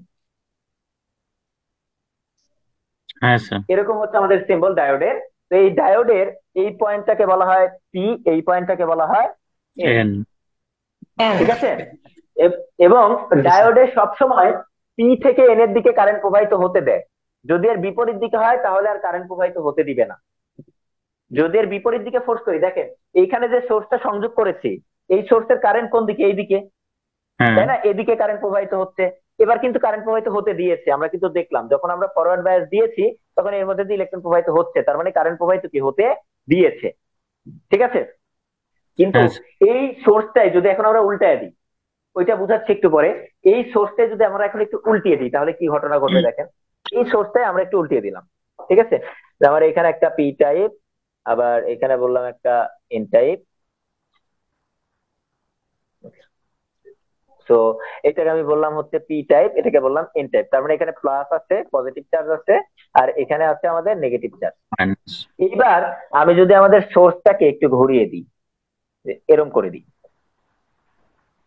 ওকে, তাহলে এবার ঘটনাটা কি ঘটবে দেখেন। যে ভাই এইখানে কি আছে? পজিটিভ। এটা তো কন্ডাক্টর, এটা নেগেটিভ চার্জ। এই কন্ডাক্টরের মধ্যে মুক্ত ইলেকট্রন আছে, তার মানে নেগেটিভ চার্জ অবস্থিত। এখন একটু চিন্তা করেন যে আগের বার কিন্তু নেগেটিভ চার্জকে ধাক্কা দিচ্ছিল, ফলে এখানকার ইলেকট্রন গুলো একটা এনার্জি পাচ্ছিল, ফলে পটেনশিয়াল ব্যারিয়ারটা ভেঙে দিচ্ছিল। এখানে যে পটেনশিয়াল ব্যারিয়ারটা তৈরি হয়েছে, এই ব্যারিয়ারটা ভেঙে এই ব্যারিয়ার চাইতে যখন বেশি শক্তি সে পাচ্ছিল তখন পাস করছিল। কিন্তু এইবার ঘটনা ঘটবে উল্টা। ব্যারিয়ার তো ভাই ভাঙবেই না, এরা তো শক্তি পাবেই না, বরঞ্চ এখান থেকে আরো দূরে টেনে নিবে। কিভাবে? আমরা জানি বিপরীত ধর্মী চার্জ একে অপরকে কি করে? আকর্ষণ করে। তার মানে এখানে আছে ভাই কি? ইলেকট্রন। এখানে কি আছে? Positive charge. তাহলে এই পজিটিভ চার্জ ইলেকট্রনকে আরো কি করবে? আকর্ষিত করবে। তার মানে এই ইলেকট্রন গুলো এখন আরো দূরে সরে আসবে। বুঝা যায় কিনা? হ্যাঁ স্যার। জি স্যার। এই ইলেকট্রন গুলো এখন আরো দূরে সরে আসবে। একইভাবে এই নেগেটিভ চার্জও কিন্তু এই পজিটিভ চার্জ গুলোকে কি করবে? আকর্ষণ করবে। এই পজিটিভ চার্জ গুলো কি হবে? দূরে সরে আসবে। তার মানে এই ইলেকট্রন গুলো নেগেটিভ চার্জও দূরে সরে গেল, পজিটিভ চার্জও দূরে সরে গেল। আসলে তো পজিটিভ চার্জ দূরে সরে যায় না, এই নেগেটিভ চার্জ গুলো এখানে যায় অবস্থান নেয়। যার ফলে মনে হয় পজিটিভ চার্জটা দূরে সরে গেল। তো এই ইলেকট্রন গুলো দূরে সরে যাবে, পজিটিভ চার্জও দূরে সরে যাবে। তার মানে এই যে ডিপ্লেশন রিজিয়নটা ছিল, আমি ভোল্টেজ যত বাড়াবো এখানকার ডিপ্লেশন রিজিয়নটা কি হবে তত কতবার বাড়বে। বুঝতে পেরেছি? তার মানে হুম। এইটাকে বলা হচ্ছে রিভার্স। দেখেন নরমালি কি হওয়া উচিত ছিল, ইলেকট্রন গুলো এখানে যাওয়া উচিত ছিল, কিন্তু এই সোর্স দেওয়ার ফলে তার উল্টা ঘটনা ঘটতেছে। হ্যাঁ স্যার। এই যে উল্টা ঘটনা ঘটলো তাই এটাকে বলা হচ্ছে রিভার্স বায়াস। বুঝতে পেরেছি? জি স্যার। তো স্যার রিভার্স তাহলে বায়াসে কোনো এইটা কাজ হচ্ছে সম্পূর্ণ হয় না, কাজ হয় না। নর্মাল ডায়োড যদি হয়, রিভার্স বায়াসে জিনার ডায়োড কাজ করে, বাট নর্মাল ডায়োড যদি হয় তাহলে রিভার্স বায়াসে সে কোনো কারেন্ট প্রবাহিত করে না। তার মানে যখনই দেখেন এটা পি ছিল এটা এন ছিল, এই সোর্স অনুযায়ী কি কারেন্ট এদিকে যাওয়ার কথা, তাহলে যখন আমি এই দিক থেকে এই দিকে কারেন্ট প্রবাহিত করতে চাইবো এন থেকে পি এর দিকে, এন থেকে পি এর দিকে কারেন্ট প্রবাহিত করতে চাইলে ডায়োড বলবে যে না আমি এটাতে রাজি না। ডায়োড হচ্ছে একমুখী ডিভাইস। কেন একমুখী ডিভাইস এখন কিন্তু বোঝার কথা, যে আমি যখনই হ্যাঁ স্যার, কারেন্ট বুঝতে পারছি। এই দিক থেকে এই দিকে দিতে চাচ্ছি তখন সে প্রবাহিত করতেছে, কিন্তু যখনই আমি সোর্সটাকে ঘুরিয়ে দিলাম, আমি চাচ্ছি যে এই দিক থেকে এইদিকে কারেন্ট দিব, তখনই ডায়োড বলতেছে যে না হবে না। কেন হবে না সেটা এখন বললাম। ঠিক আছে? তার মানে আমরা যদি হ্যাঁ স্যার। সামারি করি, রিভার্স বায়াস ওই যে ওইটাও বলতে পারেন শর্টকাটে, যে পি এর সাথে কি নেগেটিভ, নেগেটিভের সাথে পজিটিভ যুক্ত করলে সেটাকে রিভার্স বায়াস বলা হচ্ছে। যদিও অ্যাকচুয়ালি সবসময় এটা ঘটবে না, আমরা সামনে বুঝবো, বাট ওভারভিউ যদি দিই তাহলে এটা বলা যেতে পারে, সাধারণভাবে এটা বলা যেতে পারে। এখন আসি, তাহলে আমরা যদি এখন সামারি করি, তাহলে আমরা যেটা দেখলাম যে ডায়োড, আমাদের যে ডায়োডটা আছে এই ডায়োডের এটা হচ্ছে পি প্রান্ত, এটা হচ্ছে এন প্রান্ত, এন প্রান্ত। এটা পি টাইপ, এটা হচ্ছে এন টাইপ। তাহলে ডায়োড সবসময় এর মধ্যে দিয়ে এই পি থেকে এন এর দিকে কারেন্ট প্রবাহিত হতে দিবে, কিন্তু যদি আমি চাই যে এন থেকে পি এর দিকে কারেন্ট প্রবাহিত করবো তাহলে আর হতে দিবে না। ধীরে ধীরে কি দেখেন এখানে ডিপ্লেশন রিজন আরো বাড়তে থাকছিল, তার মানে আরো ইনসুলেশন বাড়তে থাকছিল, তার মানে এটা আমরা তখন ওপেন হয়ে যাবে। কারেন্ট যদি এই দিক থেকে এইদিকে দিতে চাই তাহলে তখন এটা কন্ডাকশনে যাবে, কারেন্ট প্রবাহিত হতে দিবে। আর কারেন্ট প্রবাহিত হতে দিলেই ওই এই ডায়োডটা যদি আইডিয়াল হয় তাহলে শর্ট হয়ে যাবে, যদি সিলিকন হয় তাহলে 0.7 ভোল্টেজ ড্রপ হবে। একটু চিন্তা করেন যে আমি যদি এখানে বলি যে এইখানে আমাদের এই ডিপ্লেশন রিজিয়নের ভোল্টেজ কত ছিল, 0.7। আমি যখন এই সোর্সে অ্যাপ্লাই করেছি, ধরেন 2 ভোল্টেজ অ্যাপ্লাই করেছি, এই বাধা উপেক্ষা করে তারপরে তো ইলেকট্রন গুলোকে প্রবাহিত হতে হচ্ছে, তাই না? হ্যাঁ স্যার। তাহলে এই যে বাধাটা উপেক্ষা করে ইলেকট্রন গুলো প্রবাহিত হচ্ছে, তাহলে এইখানে এই বাধাটুকু ড্রপ হচ্ছে না। আমার ছিল 2 ভোল্টেজ, কিন্তু এখানে ড্রপ হয়ে যাবে কত, 0.7 0.7 ভোল্টেজ, দিয়ে বাকিটুকু আমার সামনে পাবো। ঠিক আছে? তার মানে একটা ডায়োড যদি কন্ডাকশনে যায় তখনই সেই ডায়োডের যে ব্যারিয়ার ভোল্টেজ সেটা সেখানে ড্রপ হয়। বুঝতে পেরেছি? হ্যাঁ স্যার। তার মানে এই যে ডায়োড যদি কন্ডাকশনে যায় তাহলে ডায়োডকে তখন আমরা এইভাবেও দাগাইতে পারি যে এইটা হচ্ছে আমাদের পজিটিভ পয়েন্ট, এটা হচ্ছে নেগেটিভ পয়েন্ট, দিয়ে 0.7 ভোল্টেজ, এত ভোল্টেজ এখানে ড্রপ হবে, মানে বিপরীত দিক থেকে 0.7 ভোল্টেজের একটা চাপ দিচ্ছে। ঠিক আছে? হ্যাঁ স্যার। জি স্যার। আচ্ছা, তো এটা অঙ্ক করার সময় আরেকটু বুঝবো, সমস্যা নেই, অঙ্ক যখন করবো তখন এটা বুঝে যাবো। তাহলে আমরা ডায়োডের দুইটা কন্ডিশন দেখলাম। একটা হচ্ছে ডায়োড সবসময় পজিটিভ থেকে নেগেটিভের দিকে কারেন্ট প্রবাহিত করে, নেগেটিভ থেকে পজিটিভের দিকে কারেন্ট যেতে গেলে সে কি বলবে, না আমি এটা অ্যালাউ করি না। বুঝছি? জি স্যার। হ্যাঁ স্যার। এই দুটো একমত। তাহলে এখন বলেন, আমরা যে সবসময় বলি, এখন একটু হালকা সামারি দিচ্ছি, যে আমরা যে বলি পি এর সাথে পি সংযুক্ত করলেই সেটা আমাদের ফরওয়ার্ড বায়াস হবে, আসলে সবসময় হবে না। দেখেন একটু চিন্তা করেন, যে ধরেন এটা আমাদের ডায়োড, আমি এখানে পি এর সাথে পি সংযুক্ত করলাম, কিন্তু এখানে আমি ধরেন আহ দিলাম, ধরেন এটা আমার সিলিকন ডায়োড, তার মানে কি এখানকার পটেনশিয়াল ডিফারেন্স কত, 0.7 0.7 এইখানে যদি ভাই আমি 0.3 ভোল্টেজ দিই, এ কি ফরওয়ার্ড বায়াস পাবে? নো, না না। স্যার। এ ফরওয়ার্ড বায়াস পাবে না। অন বলছিলাম। ধরে নেন, আবার ধরেন এইখানে আমি 5 ভোল্টেজই দিলাম, সমস্যা নাই, আমি এখানে 5 ভোল্টেজই দিচ্ছি, কিন্তু এইখানেও আমি কি দিয়ে দিচ্ছি, একটা 10 ভোল্টেজ দিয়ে দিচ্ছি, হবে না। হবে না। এইবার দেখেন এই দিক থেকে এমনিতে চিন্তা করেন তো, কারেন্ট সবসময় হায়ার পটেনশিয়াল থেকে লোয়ার পটেনশিয়ালে যায়, তাই কেন? হ্যাঁ হ্যাঁ স্যার। তাহলে কারেন্ট সবসময় হায়ার পটেনশিয়াল থেকে লোয়ার পটেনশিয়াল যায়, এখানে হায়ার পটেনশিয়াল কে 10, লোয়ার পটেনশিয়াল কে 5, 5। তার মানে কারেন্ট কোন দিকে যাবে, 10 থেকে 5 এর দিকে, কিন্তু 10 থেকে 5 এর উল্টো হয়ে দিকে যায়, কি প্রবাহিত হতে দিবে? না। না স্যার। 10 থেকে 5 এর দিকে প্রবাহিত হতে দিবে না, তার মানে এটা তখন কি হয়ে যাবে, রিভার্স বায়াস, হুম। ওপেন হয়ে যাবে, সে বন্ধ হয়ে যাবে, স্যার। দরজা বন্ধ, না এদিকে যাওয়া যাবে না, সে রাস্তা বন্ধ করে দিবে, খুলে ফেলবে। তার মানে দেখেন পি এর সাথে কিন্তু ভাই পি লাগাইছিলাম, কিন্তু এটা কি ফরওয়ার্ড হয়েছে? না। হয় নাই। বুঝছেন? স্যার এটা স্যার একটু ক্লিয়ার করেন স্যার, এই যে আপনার ইটা যে স্যার প্রথমে যেন ডায়েটটা যখন অঙ্কন করলাম স্যার, এদিকে 5 ভোল্ট দিলাম স্যার, ওইদিকে যায় নাই। এখন স্যার যখন 10 ভোল্টটা দিলাম তখন স্যার এখানে এই পাশে তো স্যার নেগেটিভ ছিল আপনার, যখন ডায়েটটা হ্যাঁ মারছিল স্যার। এটা হ্যাঁ স্যার মানে কি কারণে যাচ্ছে না স্যার, এটা ক্লিয়ার ভাবে বুঝতে পারি না স্যার। এই পাশে তো নেগেটিভ স্যার 0.7 ভোল্ট ছিল স্যার, এটা একটু ক্লিয়ার করেন হ্যাঁ, স্যার। তো তাতে প্রবলেম কি? এই যে দেখেন, আপনি আগের এই দুইটা জিনিস বুঝছেন কিনা, যে জি স্যার, যখন এটা বুঝতে পারছি আমি স্যার। এন এর সাথে পজিটিভ সংযুক্ত করব, তখন এটা ডিপ্লেশন রিজন আরো কি থাকবে, বাড়তে থাকবে। এটাকে কি বলা হয়? বৃদ্ধি রিভার্স পাবে বায়াস। স্যার, বৃদ্ধি পাবে। এই জি স্যার। ডিপ্লেশন রিজন বৃদ্ধি পাবে, মানে এটা কি হয়ে যাবে? ওপেন হয়ে যাবে। জি তার স্যার। মানে এখান থেকে স্যার আমরা এটা কি সামারি বলতে পারি। একটু সময় দেন। এখান থেকে আমরা সামারি কিন্তু এটা বলতে পারি যে যখন ফরওয়ার্ড বায়াস দিছিলাম, তখন কারেন্ট কি এদিক থেকে এদিকে যায়, সে অ্যালাউ করে। কিন্তু যখন রিভার্স বায়াস, কারেন্ট এদিক থেকে এদিকে যাবে, সে অ্যালাউ করবে না। এইখান থেকে এই সামারিতে উপনীত হতে পারি কিনা বলেন? মানে জি স্যার। মানে মানে সেক্ষেত্রে আমার যদি পজিটিভ সাইড থেকে ভোল্টেজ বাড়ে, আমার কারেন্ট একজন একজন করে বলেন, ডিপ্লিকেশন একজন একজন করে বলেন। আমার যদি মানে ভোল্টেজ ডায়োডটার বাড়ে তাহলে পজিটিভ আমার থেকে ডিপ্লিকেশন লেয়ারটা কারেন্ট আমার প্রবাহ বেড়ে করতে যাবে। হবে। তো এটা তো অটোমেটিকলি আমার মুভ করবে না। আরেকবার বলেন আপনি, আপনার কথা আমি বুঝি নাই। স্যার মানে আমার যখন ভোল্টেজ বেশি হবে তাহলে তো আমার ডিপ্লিকেশন লেয়ারটা বৃদ্ধি পাবে, তাহলে আমার তো অটোমেটিকলি ওখান থেকে বাধা এমনি পাবে। হ্যাঁ, ওটা তো হবেই। আপনি তো বুঝছেন, বা যে প্রশ্ন করছে সে বুঝে নেই। তাহলে আমরা সামারি হচ্ছে, পি থেকে এন এর দিকে কারেন্ট যাবে, এন থেকে পি এর দিকে কারেন্ট যেতে গেলে সে বাধা দিবে, সে খুলে যাবে, তারপর তখন ওপেন, ডিপ্লেশন রিজন বাড়তে থাকবে। তাহলে এইবার আসেন, এখানে আমি যেটা দাগাইছিলাম, যে প্রথম অবস্থায় আমি দেখাইছিলাম যে না, আমি শুধুমাত্র 5 ভোল্টেজ একটা দিছি, আর এখানে ধরেন শুধু একটা ডায়োড দিছি, দিয়ে আমি বললাম এটা আমার গ্রাউন্ড। ঠিক আছে, আমি বললাম এটা হচ্ছে আমাদের গ্রাউন্ড। ঠিক আছে, এখানে -5 ভোল্টেজ দিছি, তার মানে কি এইভাবে কানেক্টেড হবে। তাহলে এই অবস্থায় দেখেন আমাদের কন্ডাকশনে যাবে, কেননা কি হয়েছে, এটা কি পজিটিভ, এটা কি পি, এবং এটা হায়ার পটেনশিয়াল, এটা কি লোয়ার পটেনশিয়াল। লোয়ার এখানে কত? পটেনশিয়াল 5 ভোল্টেজ, এখানে কত? 0 ভোল্টেজ। গ্রাউন্ড মানে কত? 0। 0। তার মানে হায়ার পটেনশিয়াল এইটা, লোয়ার পটেনশিয়াল এইটা। কারেন্ট সবসময় কি যায়? হায়ার পটেনশিয়াল থেকে লোয়ার পটেনশিয়ালের দিকে যায়। তার মানে কারেন্ট এইদিকে যাবে। আর ডায়োড এটা অ্যালাউ করে, যে এদিক থেকে যদি এদিকে কারেন্ট যায়, তাহলে ডায়োড সেটা অ্যালাউ করে। কিন্তু ঘটনা যদি উল্টা হয়ে যায়, তো এইখানে একটা 10 5 ভোল্টেজ ভোল্টেজ দিলাম, এবার এইখানেও একটা উল্টা দিক থেকে 10 ভোল্টেজ দিয়ে দিচ্ছি। তাহলে এইদিকে দেখেন 5 ভোল্টেজ, এদিকে কত? 10 ভোল্টেজ, এবং সেটা কিন্তু বিপরীত দিকে। তাহলে এবার এইদিকেই হায়ার পটেনশিয়াল, এদিকেই কি? Lower lower potential. তার মানে কারেন্ট হায়ার পটেনশিয়াল থেকে লোয়ার পটেনশিয়ালের দিকে যেতে চাইবে, কিন্তু ডায়োড আবার সেটা অ্যালাউ করবে না, যে না আমি এটা অ্যালাউ করি না, এই দিক থেকে এদিকে যাইতে পারবে না। বুঝতে পেরেছি? আর জি এটা স্যার, এখন কেন হয় বুঝতে পারছি দেখেন। স্যার। আচ্ছা ঠিক আছে, তাহলে তো হবে। মূলত ডায়োডের পজিটিভ সাইড থেকেই কারেন্ট প্রবাহ হবে। হ্যাঁ, পি থেকে এন এর দিকে সে কারেন্ট প্রবাহিত করার জন্য অ্যালাউ করবে, এন থেকে পি এর দিকে সে কখনোই অ্যালাউ করবে না। বুঝছেন? আর একটু পানি খাই, হ্যাঁ, আমার একটু সময়। No problem sir.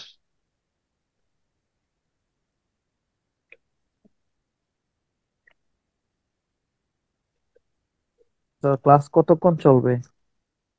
কটা বাজে? স্যার এখানে যদি 11টা দুই পাশে 15। সেম ভোল্টেজ দেওয়া থাকে তাহলে 0, কোনো পটেনশিয়াল নাই, কোনো কারেন্ট প্রবাহিত হবে না, এটাকে বলা হয় ডায়োডের ফ্লোটিং কন্ডিশন। আমরা আসছিলাম, আচ্ছা ওই যে ধরেন স্যার, আমার একটা কোশ্চেন ছিল। হ্যাঁ বলেন। স্যার আমি যেটা বুঝলাম, কিন্তু আমার কোশ্চেন ছিল, যেমন ওই যে পিএন জংশনে যে ইয়াটা দেখাইলেন, যে পজিটিভ এন্ড নেগেটিভ, কিছুটা কি ওই যে চুম্বক শক্তির মতন কাজ করে অনেকটা? না নর্থ পোল সাউথ পোল। না না না না না, এরকম না বিষয়টা। ওইটা তো আলাদা, ম্যাগনেটিক ফিল্ড তো আলাদা জিনিস। নর্থ পোল সাউথ পোল এটা তো আলাদা জিনিস, বুঝতে পেরেছেন? এটা ওই রকম না, এটা electric charge, electric negative charge, electric positive charge. This is not magnetic charge. Magnetic field আর ইলেকট্রিক ফিল্ড আলাদা জিনিস। ওকে, তাহলে চলেন, ক্লাস আর বেশিক্ষণ হবে না, আমরা মোটামুটি বেসিক কনসেপ্ট গুলো একটু বুঝলাম তো, আমরা দুই একটা জিনিস নিয়ে আর আলোচনা করব, করে আমাদের আলোচনা শেষ করে দেবো। মোটামুটি ধরেন আর 15 থেকে 20 মিনিট ক্লাস হবে। ঠিক আছে, ধৈর্য আছে তো নাকি সবাই? আবার রমজান মাস, ক্লান্ত শরীর। জি স্যার, ধৈর্য আছে স্যার। আচ্ছা, তাহলে চলেন, আমরা এই যে বিষয়গুলো দেখাইলাম না, ফরওয়ার্ড ব্যাস, রিভার্স ব্যাস, এগুলো একটু সামারি করে আসি। চলেন, যে ডায়োড, এবার ডায়োড কাকে বলা হচ্ছে দেখেন। এই যে এটা হচ্ছে আমাদের ডায়োড, যেটা এতক্ষণ আমি 2D তে বুঝালাম, এবার একটু 3D দেখে নেন। যে আমাদের ডায়োড এই পাশে, আমি একটা কাজ করি, দাঁড়ান, এই লেখাগুলো সব মুছে গেল, আবার ওপেন করলেও সময় লাগবে, আমি বলে দিচ্ছি। দেখেন, আমরা অলরেডি বুঝার কথা, এটা হচ্ছে কি আমাদের এন টাইপ, এই পাশে যেটা আছে এটা কি এন টাইপ, এই পাশে যেটা আছে সেটা হচ্ছে পি টাইপ। এই যে দেখেন হোল দেখানো হয়েছে, বুঝতে পারছি, গর্ত। জি স্যার। ওকে, এই গর্ত এটা হচ্ছে পি টাইপ, আর এটা হচ্ছে এন টাইপ।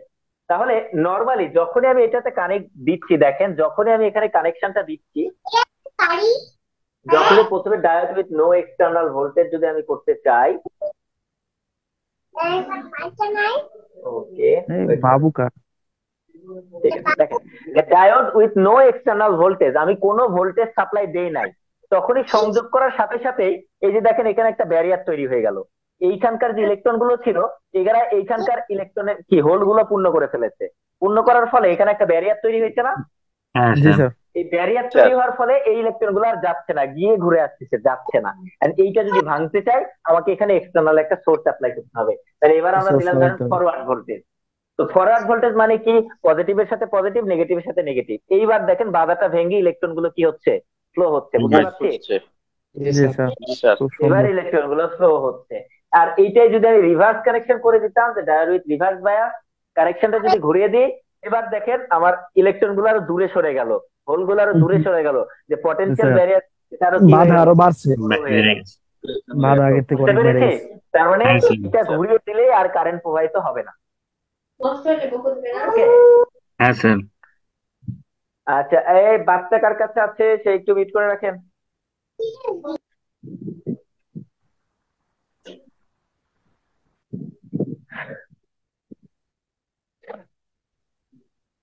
ওকে, থাক, ওকে হয়েছে, বাচ্চার আওয়াজ বন্ধ হয়ে গেছে, ঠিক আছে। তাহলে এটা আমরা থিওরিতে একটু বোঝার চেষ্টা করলাম যে আসলে ডায়োড কিভাবে কাজ করছে, ফরওয়ার্ড কোনটা রিভার্স কোনটা। আশা করি ফরওয়ার্ড বায়াস আর রিভার্স বায়াস নিয়ে আর কারো কোনো প্রবলেম থাকার কথা না, ঠিক আছে? হ্যাঁ স্যার। জি স্যার। ওকে, তো আমরা এখন যেটা করব সেটা হচ্ছে ছোট্ট একটা অঙ্ক আমরা দেখব, যে আসলে ডায়োডের অঙ্কগুলো কিভাবে করা হয়।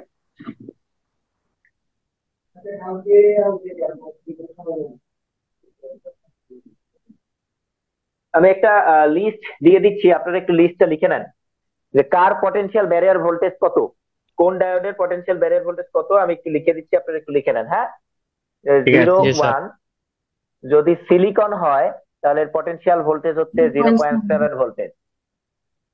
2 নম্বর যদি জার্মেনিয়াম আমাদের জার্মেনিয়াম হয় 0.3। এটা হচ্ছে 0.3 ভোল্টেজ। 3 নম্বর যদি রেড স্যার, হয়, এটা হচ্ছে আপনি এলইডি। পিডিএফ এ, স্যার আপনি পিডিএফ এটা একটু সংযুক্ত করে দিন। হ্যাঁ ঠিক আছে, দিয়ে দেবো, সমস্যা নেই। যদি রেড হয় এটা হচ্ছে লাইট ইমিটিং ডায়োড, এগুলো হচ্ছে নর্মাল ডায়োড, এটা হচ্ছে লাইট ইমিটিং ডায়োড। আমরা বলি না এলইডি, লাল হ্যাঁ, কালারের এলইডি দেখছি না, রেড এলইডি, ওরাও তো একটা ডায়োড, ওর তো একটা হ্যাঁ, পটেনশিয়াল ভোল্টেজ আছে। সেই রেড এলইডির পটেনশিয়াল ভোল্টেজ হচ্ছে 1.8 ভোল্টেজ।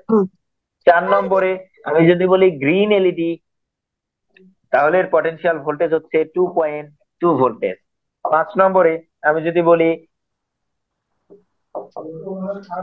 গ্যালিয়াম আর্সেনাইড, এটা হচ্ছে গ্যালিয়াম আর্সেনাইড, তাহলে এটার পটেনশিয়াল ভোল্টেজ হচ্ছে 1.2 ভোল্টেজ। 6 নম্বরে আমি যদি বলি ব্লু এলইডি, তাহলে ব্লু এলইডির ভোল্টেজ হচ্ছে 5.0 ভোল্টেজ।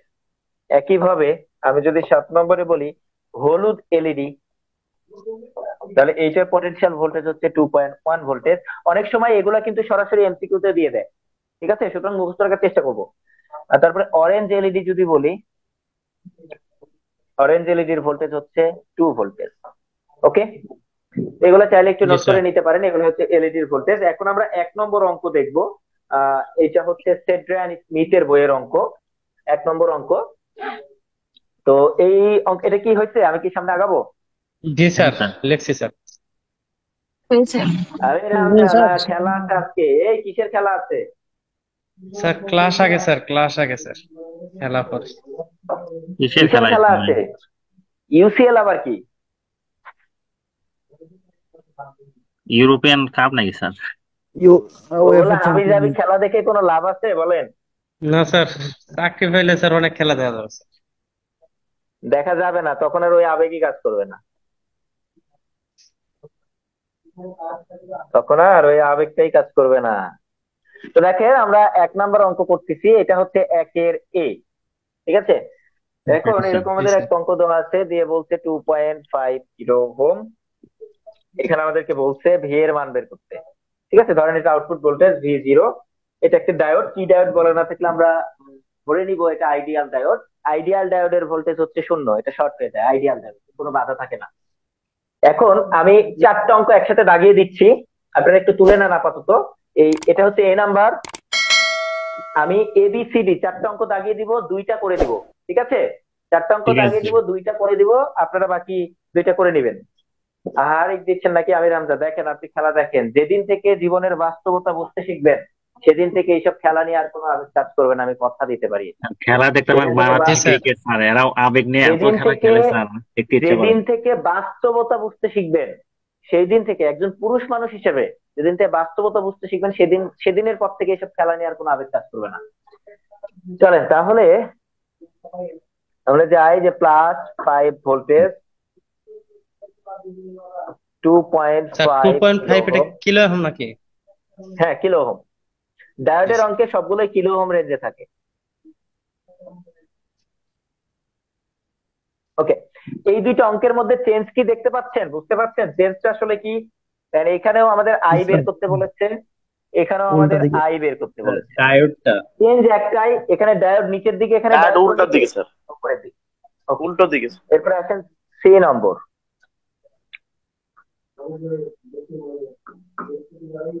সি নম্বর অঙ্ক 4টা একটু তুলে নেন। হ্যাঁ, জি স্যার। জি স্যার, স্ক্রিনশট দিয়ে দিলে হবে।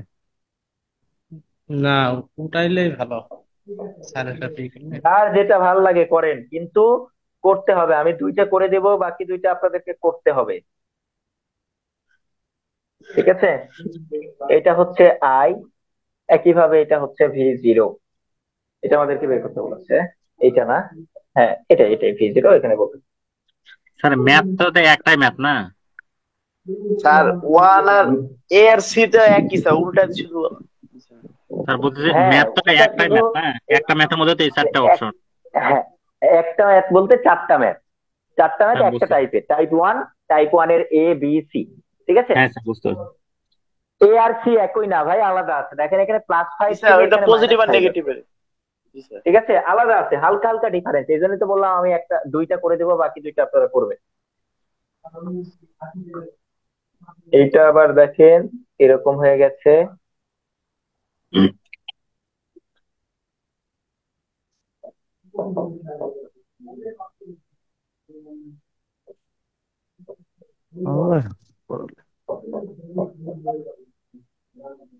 ঠিক আছে, এখানে আমাদেরকে ভিটা বের করতে বলেছে। তো এই 4টা অঙ্ক, এই 4টার মধ্যে আমি A এবং C নম্বর করে দিব, আপনারা B এবং D নম্বর করবেন, ঠিক আছে? এই দুইটা একই ঠিক আছে। রকম, এই দুইটা একই রকম, তাই এই দুইটার মধ্যে থেকে একটা করে দিব, এই দুইটার মধ্যে থেকে একটা করে দিব, বাকি 2টা আপনাদের কাছ থেকে আপনারা করবেন। ঠিক তাহলে আছে। চলেন আমি প্রথমে A নাম্বার অঙ্কটা করি। তাহলে A নাম্বার অঙ্কে চলে যান, যে এইটা হচ্ছে আমাদের অঙ্ক। হ্যাঁ, এই অঙ্কে আমাদেরকে বের করতে বলেছে, প্রত্যেকটা অঙ্কের একই জিনিস চাইছে, find I and V0। I এবং V0 এর মান বের করতে বলেছে। এটা হচ্ছে আই, এটা হচ্ছে V0, এটা বের করতে বলেছে। এখন আসি যে 2.5, এটা কি লিখছে? 2.5 কিলো ওহম, 2.5 কিলো ওহম, এটা হচ্ছে কিলো ওহম রেঞ্জে দেওয়া আছে আর কি, কিলো ওহম, ঠিক আছে? কিলো। জি স্যার। ওকে, এবার আসেন যে এই অঙ্কগুলো করতে গেলে আমাদেরকে সর্বপ্রথমে কেভিএল এবং কেসিএল বুঝতে হবে। ডায়োডের অঙ্ক করতে গেলে কেভিএল এবং কেসিএল বুঝতে হবে। আমি একটু কেভিএল সম্পর্কে ধারণা দিই, যেহেতু নতুন কয়েকজন আছে, তো আমি কেভিএল সম্পর্কে একটু ধারণা দিয়ে নিই, কেভিএল কি আর কেসিএল কি। Kirchhoff voltage law. Kirchhoff current law. ধরেন এটা একটা সার্কিট, কেভিএল মানে হচ্ছে কারশফ ভোল্টেজ ল, ভোল্টেজ ল। ঠিক আছে? কেভিএল মানে হচ্ছে কারশফ ভোল্টেজ ল, কেভিএল। তো কারশফের ভোল্টেজ ল হচ্ছে কোন একটা লুপের সবগুলো ভোল্টেজের বীজগাণিতিক যোগফল 0। কোন একটা লুপের সবগুলো ভোল্টেজের বীজগাণিতিক যোগফল 0 হয়। তার মানে এই যে একটা লুপ, আমি যদি বলি এটা R1, এটাকে বললাম R2, এটাকে বললাম R3, এটাকে বললাম আমি V, ঠিক আছে? এর মধ্যে কারেন্টের নাম দিলাম আমি I। তাহলে এই যে একটা লুপ, এই লুপের সবগুলো ভোল্টেজের বীজগাণিতিক যোগফল কি হবে? 0 হবে। তাহলে এইখানে কারেন্ট যাচ্ছে I, এর রেজিস্ট্যান্স হচ্ছে R, তাহলে এর ভোল্টেজ কি? প্লাস মাইনাস I R1, এটা কি হবে? এর ভোল্টেজ কি হবে? R2। আমরা ওহমস ল অনুযায়ী কি জানি? V is equal to আয়ার। তাই না? ওহমস ল জন্য ভি ইজিক্যাল টু আইআর। তাহলে এর ভোল্টেজ সমান হবে এর কারেন্ট ইনটু এর রেজিস্ট্যান্স। এর ভোল্টেজ মানে কি? এর কারেন্ট ইনটু এর রেজিস্ট্যান্স। এর ভোল্টেজ মানে কি? এর কারেন্ট ইনটু এর রেজিস্ট্যান্স। রেজিস্ট তাই কি না? আর হ্যাঁ কারেন্ট যে দিক দিয়ে প্রবেশ করে, কারেন্ট যে দিক দিয়ে প্রবেশ করে সেটা পজিটিভ, যে দিক দিয়ে বের হয়ে যায় সেটা হচ্ছে নেগেটিভ। নেগেটিভ। নেগেটিভ। যারা নতুন আছেন বিশেষ করে তারা একটু দেখেন। আপনারা শুনতে পাচ্ছেন তো নাকি? জি হ্যাঁ স্যার, ওকে। নতুন কি আছে তাহলে তাও নাকি? এই নতুন যারা আছেন তারা কি বুঝতেছেন এইটা? বলেন তো একটু। জি স্যার, বুঝতেছি। জি স্যার। ঠিক আছে। তাহলে এবার দেখেন, আমরা এই লুপের প্রত্যেকটা ভোল্টেজের বীজগাণিতিক যোগফল শূন্য হবে। তাহলে বীজগাণিতিক যোগফল মানে চিহ্ন সহকারে যোগফল। এখন এর চিহ্ন তো প্রত্যেকটারই দুইটা করে, প্লাস মাইনাস দুইটা করে চিহ্ন আছে। আমি যে কোনো একটা চিহ্ন নিয়ে ক্যালকুলেশন করব, হয় প্রথম চিহ্নটা নিব নয়তো বা দ্বিতীয় নয় চিহ্নটা দ্বিতীয়টা। নিব। যদি একটার প্রথম প্রান্ত নিই তাহলে বাকি সবগুলোর প্রথম প্রান্ত নিতে হবে। যদি একটার দ্বিতীয় প্রান্ত নিই তাহলে বাকি সবগুলোর দ্বিতীয় প্রান্ত নিতে হবে। তাহলে আমি প্রথম প্রান্ত নিয়ে করলাম। এইখানে আমি ধরেন এদিক থেকে যাচ্ছি, তাহলে প্রথম প্রান্ত কি? এটা মাইনাস, এটা কি মাইনাস প্লাস। তাহলে প্লাস প্রথম প্রান্ত কি? মাইনাস। কারণ আমাকে লিখতে হবে মাইনাস ভিটি। ভিটি এই ভোল্টেজের নাম কি? ভিটি। বিটি এরপর এদিকে যাচ্ছি আমি, এইখানে যেতে যেতে প্রথম প্রান্ত প্লাস কি? Plus plus. আই আর কারণ ওয়ান। আমাকে লিখতে হবে প্লাস আই আর ওয়ান। ঠিক আছে? প্লাস জি I R sir. Two plus এরপরে আমি সামনের দিকে যাচ্ছি, এখানে প্রথম প্রান্ত কি? প্লাস। তাহলে প্লাস আই প্লাস আর কি টু। হবে? আই আর টু, মানে এর ভোল্টেজ। এর ভোল্টেজ কি? I R two. এখানে যাচ্ছি, প্রথম প্রান্ত কি? প্লাস। এর ভোল্টেজ কি হবে? I I R R three. এই যে যেখান থেকে শুরু করছিলাম সেখানে আবার ফিরে চলে আসছি। প্রত্যেকটা ভোল্টেজের বীজগাণিতিক যোগফল কত ইকুয়াল হবে? জিরো। শূন্য হবে। এটাই হচ্ছে কেভিএল। দেখেন, যারা নতুন আছেন তাদেরকে বারবার বলতেছি, কেভিএল যদি না বুঝি, ডায়োডের বলেন, ট্রানজিস্টরের বলেন, ইলেকট্রনিক্সের একটা অঙ্ক পারবেন না। কেভিএল পারা লাগবে। তো কেভিএল না বুঝলে অবশ্যই জিজ্ঞাসা করতে হবে যে এটা কিভাবে হইলো। ইয়া কেউ না বুঝলে জিজ্ঞাসা করেন। অলরাইট। বুঝতে পারছি স্যার। ওকে, ঠিক আছে। তাহলে এটা কেভিএল। এবার আমরা অঙ্কে ফিরে যাই, যে আমাদের অঙ্কে এটা ছিল আমাদের অঙ্ক। তো প্রথমে ডায়োডের অঙ্ক করার জন্য আমাকে চেক করতে হবে ডায়োডটা ফরওয়ার্ড বায়াস নাকি রিভার্স বায়াস, অর্থাৎ ডায়োডটা অ্যাক্টিভ নাকি ইনঅ্যাক্টিভ, এটা আমাকে চেক করতে হবে। ঠিক আছে?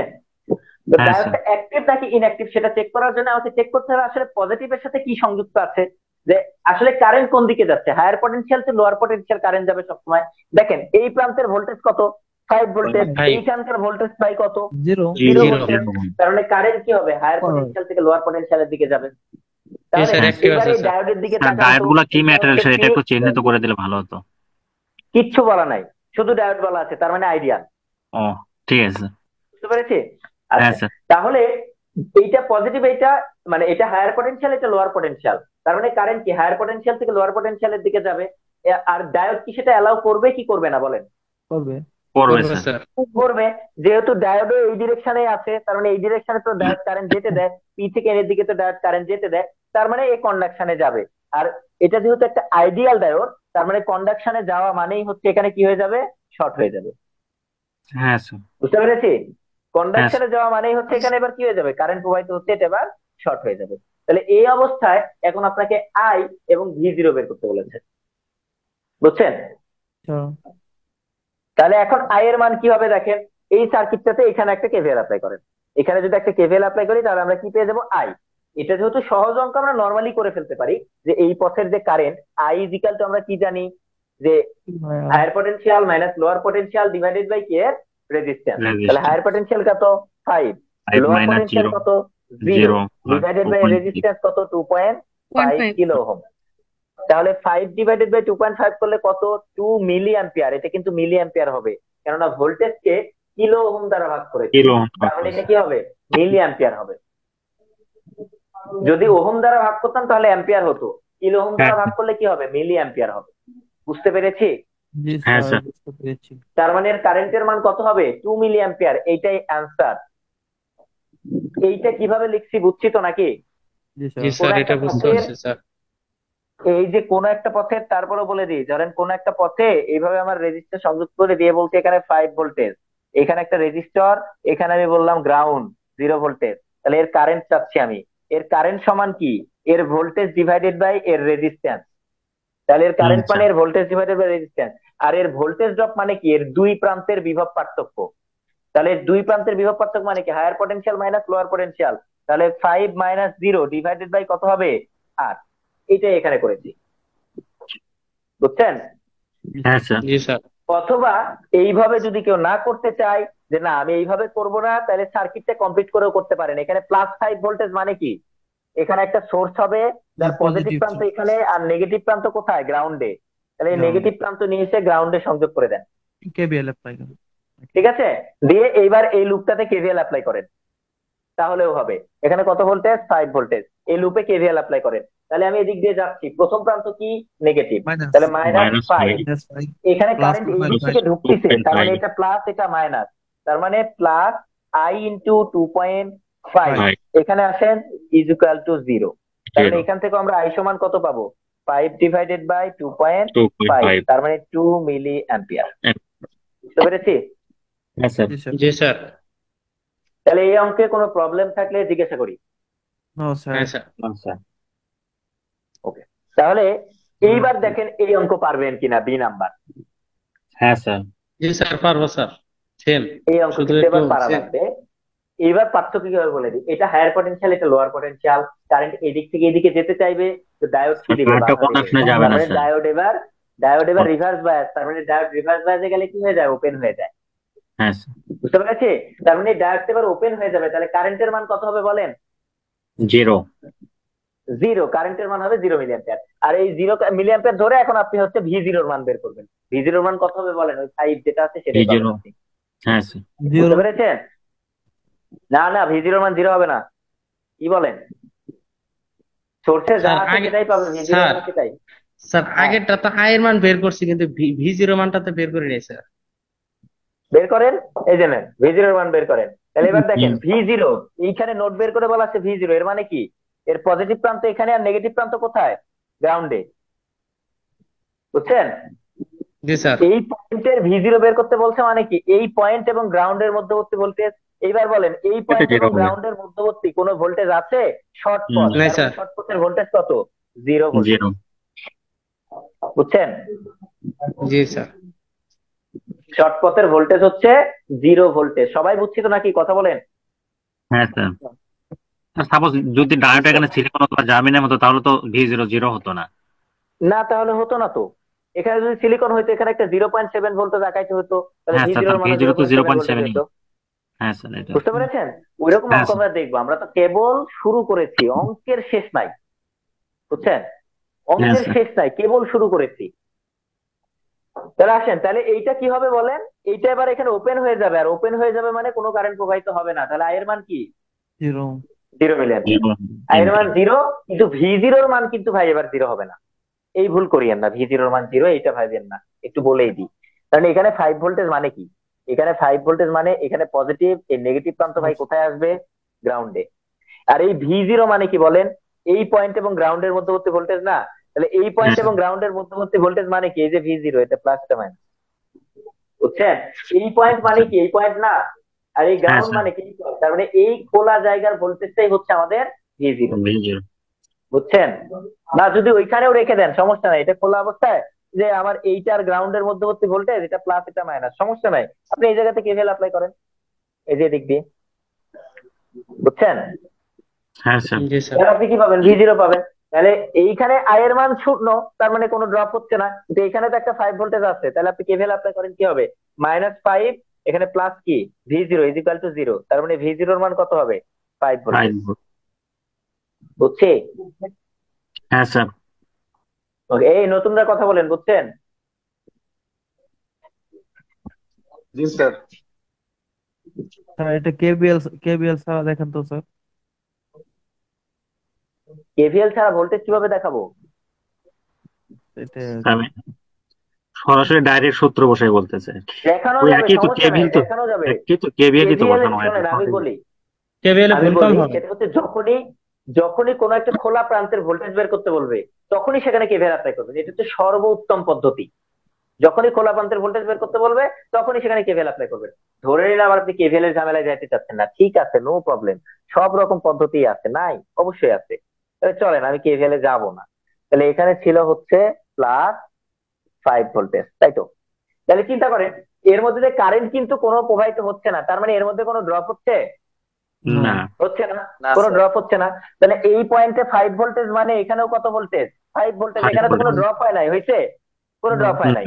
তার মানে এখানেও 5 ভোল্টেজ মানে এখানেও 5 ভোল্টেজ, এখানে 5 মানে এখানেও 5, এখানে 5 মানে কি এখানেও 5। তার মানে ভি এর মান কত হবে? 5 ভোল্টেজ। ভাই বুঝতে পেরেছেন? হুম। এই তো। এবার আসেন পরেরটা একটু দেখে দিই, কয়টা বাজলে? 11:37 বেজে গেছে, মাশাআল্লাহ। আচ্ছা একটা দেখিয়ে দিই। এইবার বলেন এখানে কি সংযুক্ত আছে? -5। এখানে কত? 0। এই কথা বলেন, এখানে কি 0, এখানে কি 0 -5। বলেন তো কোনটা হায়ার পটেনশিয়াল, কোনটা লোয়ার পটেনশিয়াল? স্যার জিরোটা sir higher potential. Higher potential. Exactly. এখানে মনে হইতে পারে যে এদিকে তো 5 এদিকে 0, তার মানে কারেন্ট প্রবাহিত হবে, ডায়োড কন্ডাকশনে যাবে, কিন্তু আসলে যাবে না। এখানে আছে কি -5, এখানে আছে কত? 0। Zero. তার মানে এটাই হায়ার, এটাই কি লোয়ার, লোয়ার। কারণ এটা নেগেটিভ ভোল্টেজ। তাহলে হায়ার জি, স্যার। থেকে লোয়ারের দিকে কারেন্ট প্রবাহিত হতে চায়, তাহলে এই ডায়োড কি সেটা অ্যাপ্রুভ করবে? Short হয়ে যাবে। না না না স্যার। স্যার। করবে না। তার মানে এটা রিভার্স বায়াস, এটা কি হয়ে যাবে? ওপেন হয়ে যাবে। তাহলে আই এর মান কি হবে? শূন্য। জিরো। বুঝতে পেরেছি? আই এর মান হ্যাঁ, 0, তাহলে V0 এর মান কি হবে? V0 এর মান -5 V0 এর মান হবে -5। -5 হবে। বুঝতে পেরেছেন? হ্যাঁ জি স্যার। জি স্যার। চাইলে কেভিএল দিয়েও করতে পারেন, সমস্যা নাই। চাইলে সার্কিট কমপ্লিট করে, যদি এমনিতে বুঝতে না চান যে হায়ার টু লোয়ার, এমনি যদি বুঝতে না চান সার্কিট কমপ্লিট করেও বোঝা যাবে, সমস্যা নাই। যেখানে -5 মানে কি ভাই? এখানে ঋণাত্মক আর পজিটিভ কোথায় চলে যাবে? গ্রাউন্ডে, পরে হ্যাঁ স্যার। তাই না?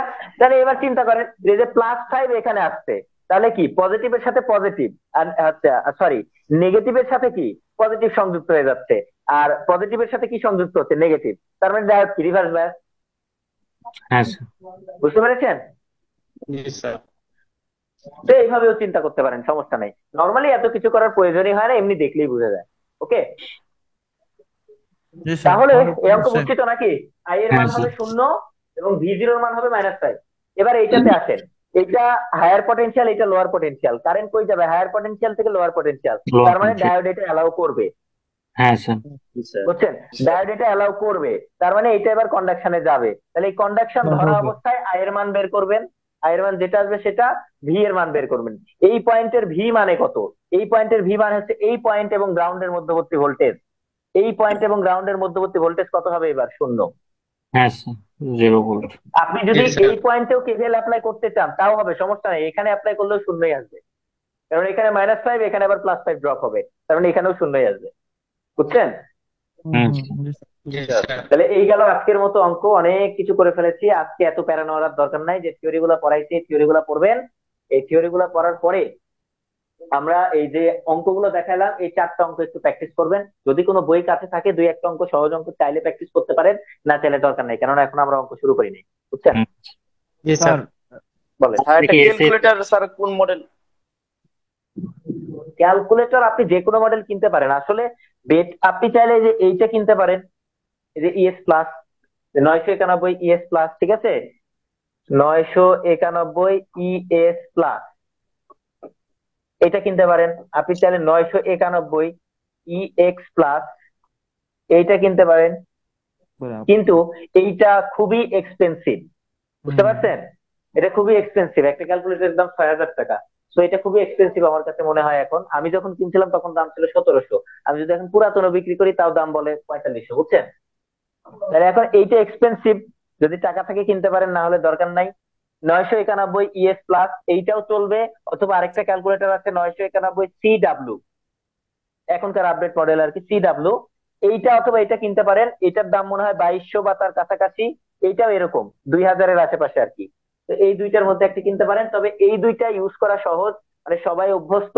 এই দুইটার ইউজের ফাংশন একই রকম। এই CW ইউজ করাটা কিন্তু একটু কঠিন, গতানুগতিক এই ক্যালকুলেটর গুলোর সাথে মিলে না। বুঝতে পারছেন? তো এইটা যদি কিনেন তাহলে নিজ দায়িত্বে ইউটিউব থেকে ব্যবহার করা শিখে নিতে হবে আগে। ক্লিয়ার? জি স্যার। ওকে, ঠিক আছে। আচ্ছা তো উপরটাই বেটার হবে। বাকি কথা বেটার দুইটাই, এটাও কিনতে পারেন, এটাও আপডেট, কিন্তু এই যে ফাংশন গুলো আলাদা, গতানুগতিক ক্যালকুলেটরের মতো না। বুঝছেন? জি স্যার। তো ঠিক আছে, আজকে পর্যন্ত থাক, আগামী দিনে আমরা বাকিগুলো করবো। আর থিওরি যেগুলো লাগবে আমি আপনাদেরকে দিয়ে দিব আর কি। ঠিক আছে? জি স্যার। Okay sir. আসসালামু আলাইকুম।